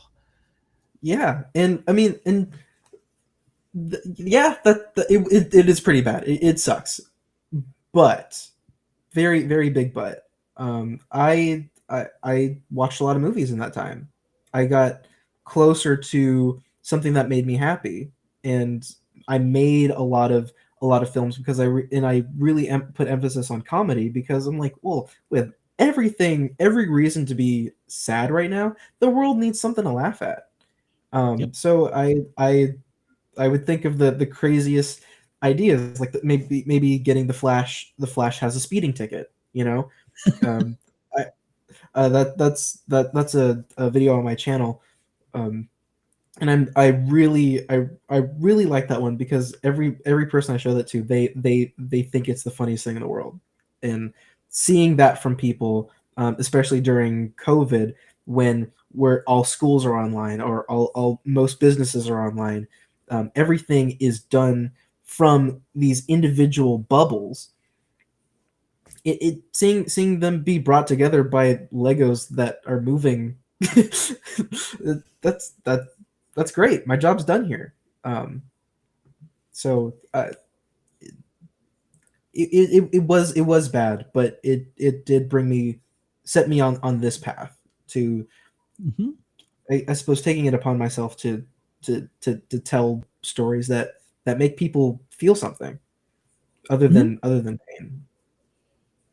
Absolutely. Yeah. You were talking about you wanted to see people laugh during that dark time. Exactly. Mhm. That's what you're giving back. Yeah. Yeah. And that's a great perspective too, by the way. Thank you. I mean, and I think I really owe that to my aunt. I called Aunt Margot. I called her every day on COVID because she's a little troublemaker. She just is, and We all have one. we all do. And if you don't have one, you're it. So Exactly. I called her every single day, and we would talk about what's going on in the world, what's going on in our lives, and I remember one night, it was like 10 or 11 p.m. and she's like, "Well, I should get some sleep. I need my beauty sleep, or else I'm going to turn into a frog." And I was like, "What?" I thought that was a she mixed up her fairy tales there, but that of course sparked another story, and I did this whole improv bit, and just seeing her laugh because we were on FaceTime, seeing her laugh at every little joke was just like, it was so heartwarming because she has every reason to be scared. She has every reason to, uh, you know, throw in the towel and be done with everything that's in the world right now. But yet she's choosing to still be an active participant in it and laugh at her own mistake. And of course that's another stop motion on my channel, and she loves that. That's still her favorite. Did being in COVID change you to where you wanted to be out more and doing things and more active, or did it make you withdraw to where you're doing your own personal projects? A bit of both. A bit of both. It made me more reclusive in the ways of, like, I don't trust the world right now. I don't want to get sick. I don't Smart want kid. to. Yeah, I don't want any part in that messy business. And but at the same time, I realized that with my perspectives, I have an opportunity to to change the world in a way, in some way. I haven't quite figured that out yet, but um, I know that I have something to add to this world.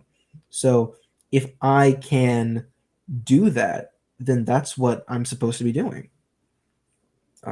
It made me so COVID made me more reclusive in that way of having all of these thoughts, but having all these thoughts allowed me the the freedom to perfect them, so I could then go out into the world and go, here's what I have to offer. Um, Take it or leave it. I like that. Now, along that same note, you may not have had this yet, but welcome to being out there. Have you had someone that is just so negative, so disgruntled, so hateful, so mean, or maybe even just treat you like crap online or wherever? Have you had a heckler, I guess is the best word? I've had many. I was bullied a lot in school, and um, you know, my it was really crazy. Is my mom was a teacher at my school, and yet this was still happening, which really angered her because it's like, well, he's one of mine. How? Why is nothing being done about this? I remember when I started my YouTube channel, and so I was 11, and then turning 12. Somehow the kids at my school found my YouTube channel, and they played my videos. One of my teachers thought like you thought it was harmless and decided to play one of my videos in class. Um, and you know, obviously they're making fun of it because what I was doing was looking back very cringy. Um, but you know, I it was still my work. I still had to be proud of it. Um, but they had an in. So at Mhm. every time I uploaded something, I would be met with comments of like, you know, this sucks. They would tell me to kill myself. I lost my friends because they decided it would be they would gain more social traction making fun of me rather than sticking with me. Um, so I that was a lesson in perseverance because it was either, well, people don't like what I have to offer, so I'm just not going to make films anymore.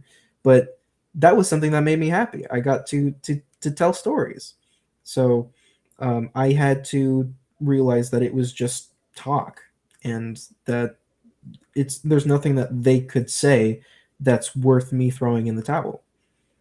Um, Recently, I was uh, my last year of college. I had these housemates that were not very pleasant, and they took just about every opportunity to tear me down, which was hurtful because we started off as friends and we lived together. So I come home to hate, to negativity, Mm. but in spite of all of that, I still have an obligation to myself to tell to make an ending that's better than the one I'm living. Um, and through that helps me get through it. It helps me take the fiction and make it a part of my life. I like that. So there's always You taking psychology classes, by the way, because you're pretty deep. I took one or two. Okay. But No, but but yeah. well, for a person of your age, you've got your head on square. I mean, it's in your to this isn't an insult, but you're more like an old soul. You can go look that up later, but um, it's not Yeah. an insult. No, I'm not saying that to insult you. Basically, it means that you aren't who people think you are when they look Yeah. at you. You're more and you're deeper in here, and you have probably better morals and values than about 70% of the people your age group. So it's not I an like to insult think by any means. So no, no, no. I did not take it that way. I appreciate you saying that. but yeah, I, no, I agree. You get your head square. You know what you not what you want, what you're going to get, because we're learning I'm that gonna now. get. Yeah. Um, so yeah. What piece of advice do you give young and upcoming people who want to be in the field you're in? Ooh. Um, I think the best advice is don't take advice. Figure out your own way. Um, I would give a warning that it's not going to be easy, and never gets easier. There are going to be plenty of reasons to stop. You have to ask yourself if they're worth stopping. So I wouldn't my best advice is don't take advice. Make your own path. I like that. You were talking about special effects. That's what her son is going to be when he grows up. Mhm. Really? Well, my eldest son's doing graphics design and engineering. Oh, great. That's really cool. Have they worked on or have they done anything He noteworthy? does thumbnails for YouTubers, Okay, sweet. and he's done a few of my thumbnails for my shows, and he's in the process of creating one for Glenn. Just Glenn doesn't know it yet. Oh, Oh, okay. We'll be sure not to tell him. Just one black screen. Yeah, that's really awesome. Yeah, like I was telling Susan, if she can open up and see what's inside, holy cow, you better make sure you're ready for this. Yeah, Pandora's box in the making. Exactly. If you weren't doing what you're doing now, let's say you weren't going to make films or be a writer or whatever, what would your second career choice be or path? Astrophysics. Okay. Yeah, so you have quantum mechanics. Yeah, I made the decision to pursue film halfway through my first year at Santa Cruz. So that was that was last year. but but yeah, I decided that making films made me happier. And I have this fear of being stuck, and I felt that I was more susceptible to being stuck if I did astrophysics. But My daughter did the same thing. She is she's graduating from Tri-C, which is Cleveland State University. Yeah. And she's finished graduating from there in the fall, and she was doing early childhood education. Mhm. But with everything going on in the education field right now, she figured that was not the path she wanted to take. Now she's doing speech pathology or something else. I'm not quite sure. And she's transferring to Cleveland State, the bigger university, in the fall. Wow. Well, to finish her credits, and she's turning 22 in January. Speech pathology. That's great. I had a stutter when I was younger, so I really have I have a soft spot for speech pathologists. So tell her to keep going. That's great. Well, she wanted to do special education as her minor because of her brother. But with there being so many shootings going on in schools, she didn't feel that was the safe choice. But she will have a degree in early childhood education when she graduates Tri-C and goes to the major university. Absolutely. There you go. Are you finished school, or you said you're still in school? No, I have my bachelor's. If I made the decision that should I desire to pursue higher education, get my master's, I would pursue astrophysics. I get my master's, get my PhD. But yeah, to what I was saying earlier, I spent a lot of time with my aunt talking about space, and I was an avid reader of Neil deGrasse Tyson's books. I watched Carl Sagan's show. I loved information of and realizing that our existence on Earth is but a speck of the history of our universe, and really there's so much more out there that we can't even begin to comprehend. And I think it's a pursuit of answers, and that's what I love. I love the thrill of answering questions, or getting questions answered. You just matched up perfectly. Sometimes this happens when I'm doing shows, but you just matched up perfectly with Susan. Why? Remember she was saying, "Just don't stop asking why." Yeah, that's a physicist's number one question. Why? Yeah. Well, speaking of that, let me toss one of these at you. 3I Atlas? Is it a comet, or is it alien ship ready to kill us all? I guess my answer to that is believe none of what you see, half of what you hear. Dang it! I was hoping they were coming to finish us off. Dang it! It's aliens. So, yeah. Glenn, I'm gonna steal yours that you always ask. Have you ever experienced anything paranormal? That's right. I don't know. I don't know. And do you I've believe in the experienced. paranormal? I okay. I this this that's a good question. I reserve a skeptical open mind. So I'm not going to say that there isn't anything paranormal or anything, like anything regarding higher powers or anything like that. But I will say that there is something to be said to stick to your guns of skepticism, to keep asking the questions so that you can get a more direct answer. So I think it's less about the pursuit of the paranormal, but the pursuit of of hard evidence. So Why?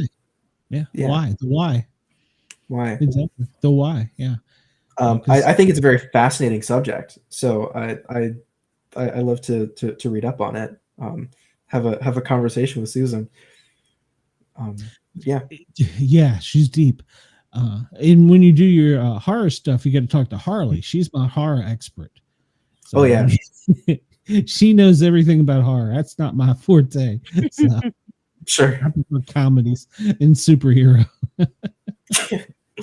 Yeah. I think I said this after 9/11 when it happened way back.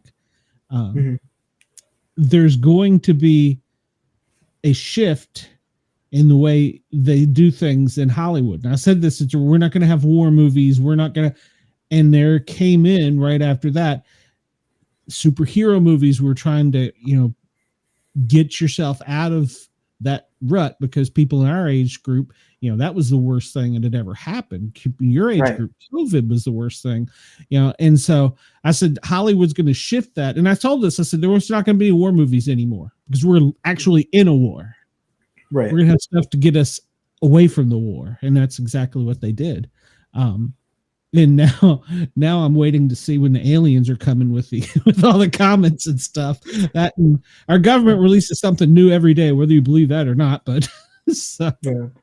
I think that would be quite interesting for a film to say we have an alien invasion where aliens come down and they're here to I don't know, warn some of us or something like that. I don't know. This is a off the cuff thought, but basically, what if we're the problem?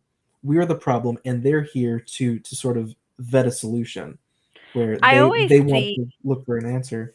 Oh, go I ahead. always see us like, okay, I believe there is aliens, but you know how on The Simpsons the aliens are sitting in the spaceship and they're Mhm. watching us and they're laughing at everything Yeah. we're doing, like we're the TV show? That's how I Mhm. see like the aliens are. They're watching us and laughing at us because of all the stupid stuff that we do.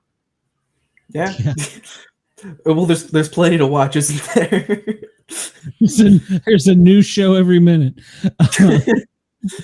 Yeah. Yeah.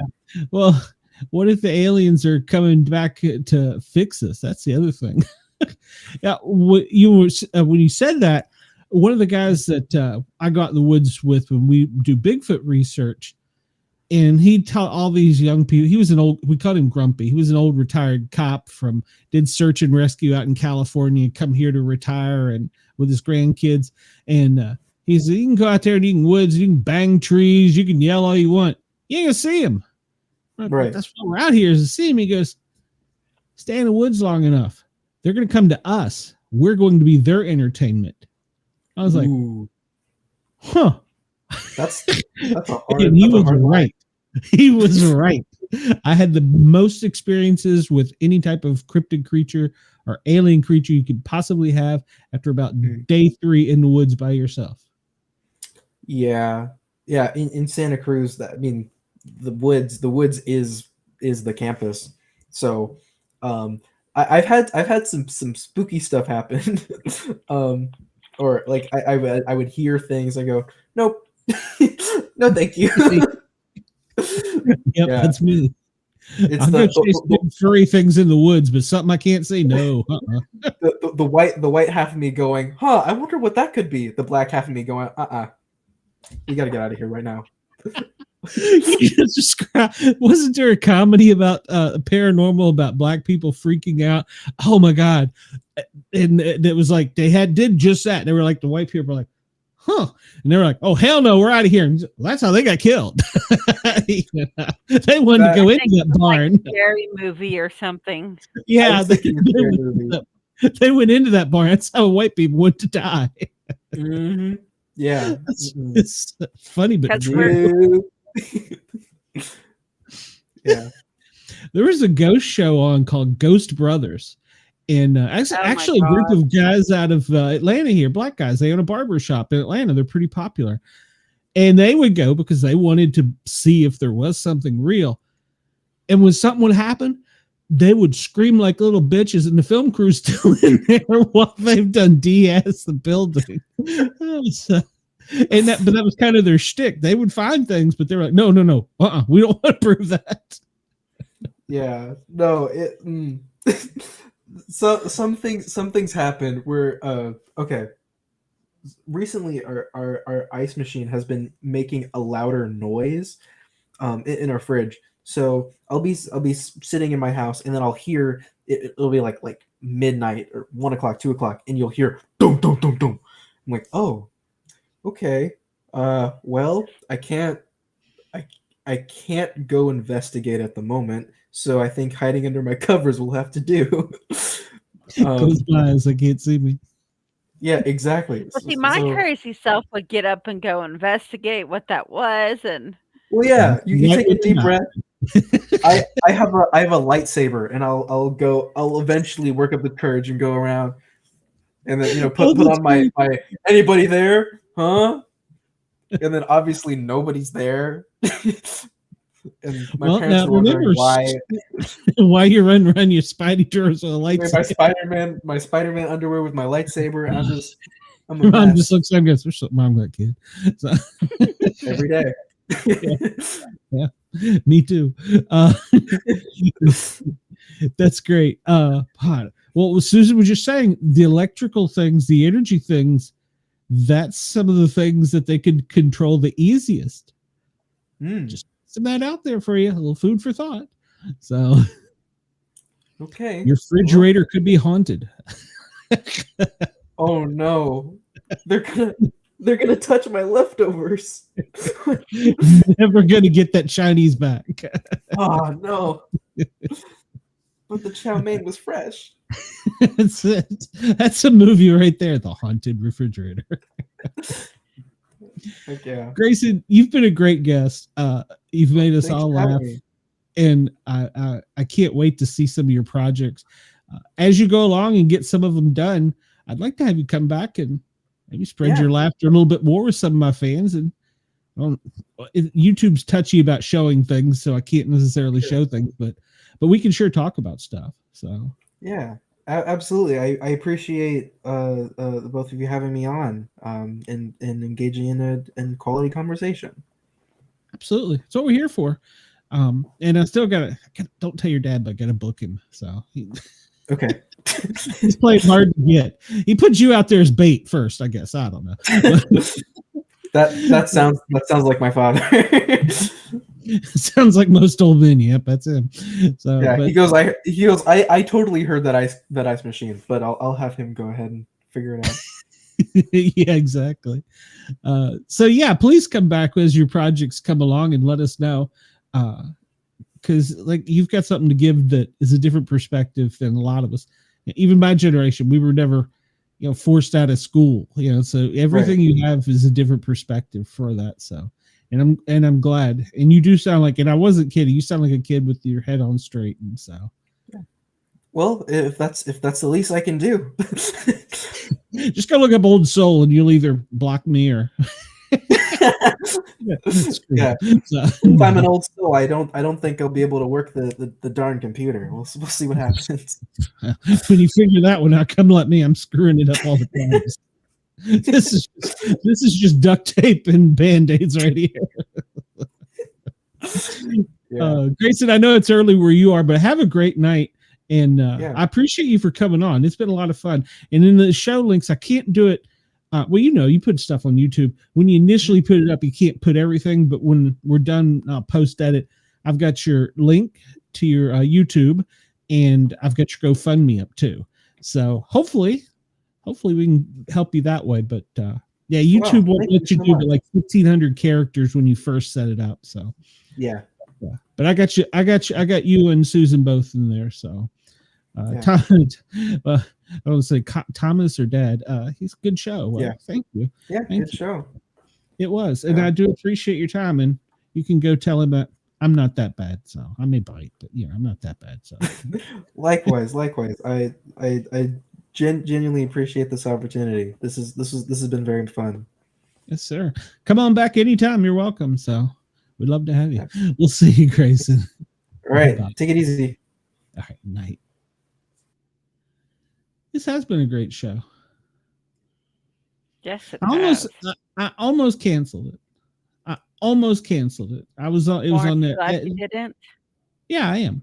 Oh, like you said, things happen for a reason. So, and I felt something about Susan was like a calling there. So, yes. I think it was, she had a message the world needs to hear on some dark days, but yeah. So next week, to let everybody know, next week I am not scheduling a Wednesday night show because I have family coming in, and this messy studio you see around me is going to become a nursery. So Mrs. Sportcat has kicked me out, and there's the final answer. So there will not be a show next Wednesday, but Harley and I are going to duct tape together and continue the Big Brother show. I haven't figured it out we yet. only have a few more episodes left of that. I know. And it's getting down to the good part or the bad part, depending on how you look at it. But so we're going to figure out how to make that work. And I post on social media. I'm taking a pause from doing the news show. We'll see what happens there. My heart's not in it at the moment, but then again, my heart's not in a lot of things at the moment. So we'll see what we do there. But so that's been suspended for a little while. And next week, there will be no Paranormal Guys Sportcat show. But if you're a fan of the Big Brother, we'll be there. And next week, I'm taking next week off from the Finland Rock Station. So will not be, oh God, I hope they're not listening. They may have just found out because I won't really be able to be in here. And plus there's going to be a lot of crying kids. So yeah, it wouldn't work out too well. But so hopefully after that, we'll have our act together and we'll get back to normal. So now, Harley, you got some stuff going on though. What do you got going on? Well, Saturday we're going to talk about the Conjuring house that is being put up for auction on October 31st. That's weird. Yeah, that was making headlines. That was trending. It's quite, it's out there because the people who originally had the house defaulted on their payments to the bank. Wow. Was that the house that maybe a year ago made headlines when one of the employees was told by a spirit that another employee was embezzling from the owners of the house and they fired him? Is that the same house by any chance? I think so. Yeah. And they fired him because he made headlines because he filed for unemployment because he was fired by a ghost. And he got kicked off of unemployment or didn't get approved, I guess. So yeah, that was making headlines. Hell, I think I may have the guy as a guest. I don't remember. So, yeah.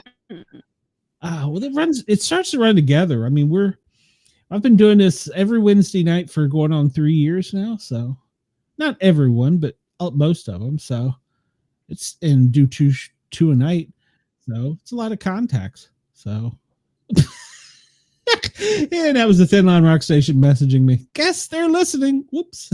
So, but yeah, sounds good. All right. Well, I'm gonna get out of here. You're not doing wrestling this weekend, are you? No. Okay. That is next month. Okay. All right. Well, we will be back. You and I will be back here tomorrow talking about Big Brother, who's going to get kicked out of the house. You've probably been watching live feeds today, so. Not today. I worked all day. Yeah, I've had so much going on. I haven't had the feeds on. I need to. And then tomorrow we have to go back in the morning and watch this 2-hour episode from tonight, and then we have to watch 2-hour episode tomorrow night. That's okay. I need it right now. So, all right. Well, Harley, we will see you tomorrow night. Everybody, I want to thank my audience for keeping in there and staying with the chat. It's been a long show, but we've had a good time. So, yes. If you're into Big Brother, you'll see us tomorrow. If not, you can come see Harley on Saturday when she does that horror stuff I don't like. And then we'll be back next week with Big Brother. So there you go. That's where you'll find us. Maybe somewhere else. Hell, I don't know. But no, maybe wandering the streets. I don't know. Some days I feel like it. So everybody have a great night. We appreciate your support, your love, and we will talk to you soon.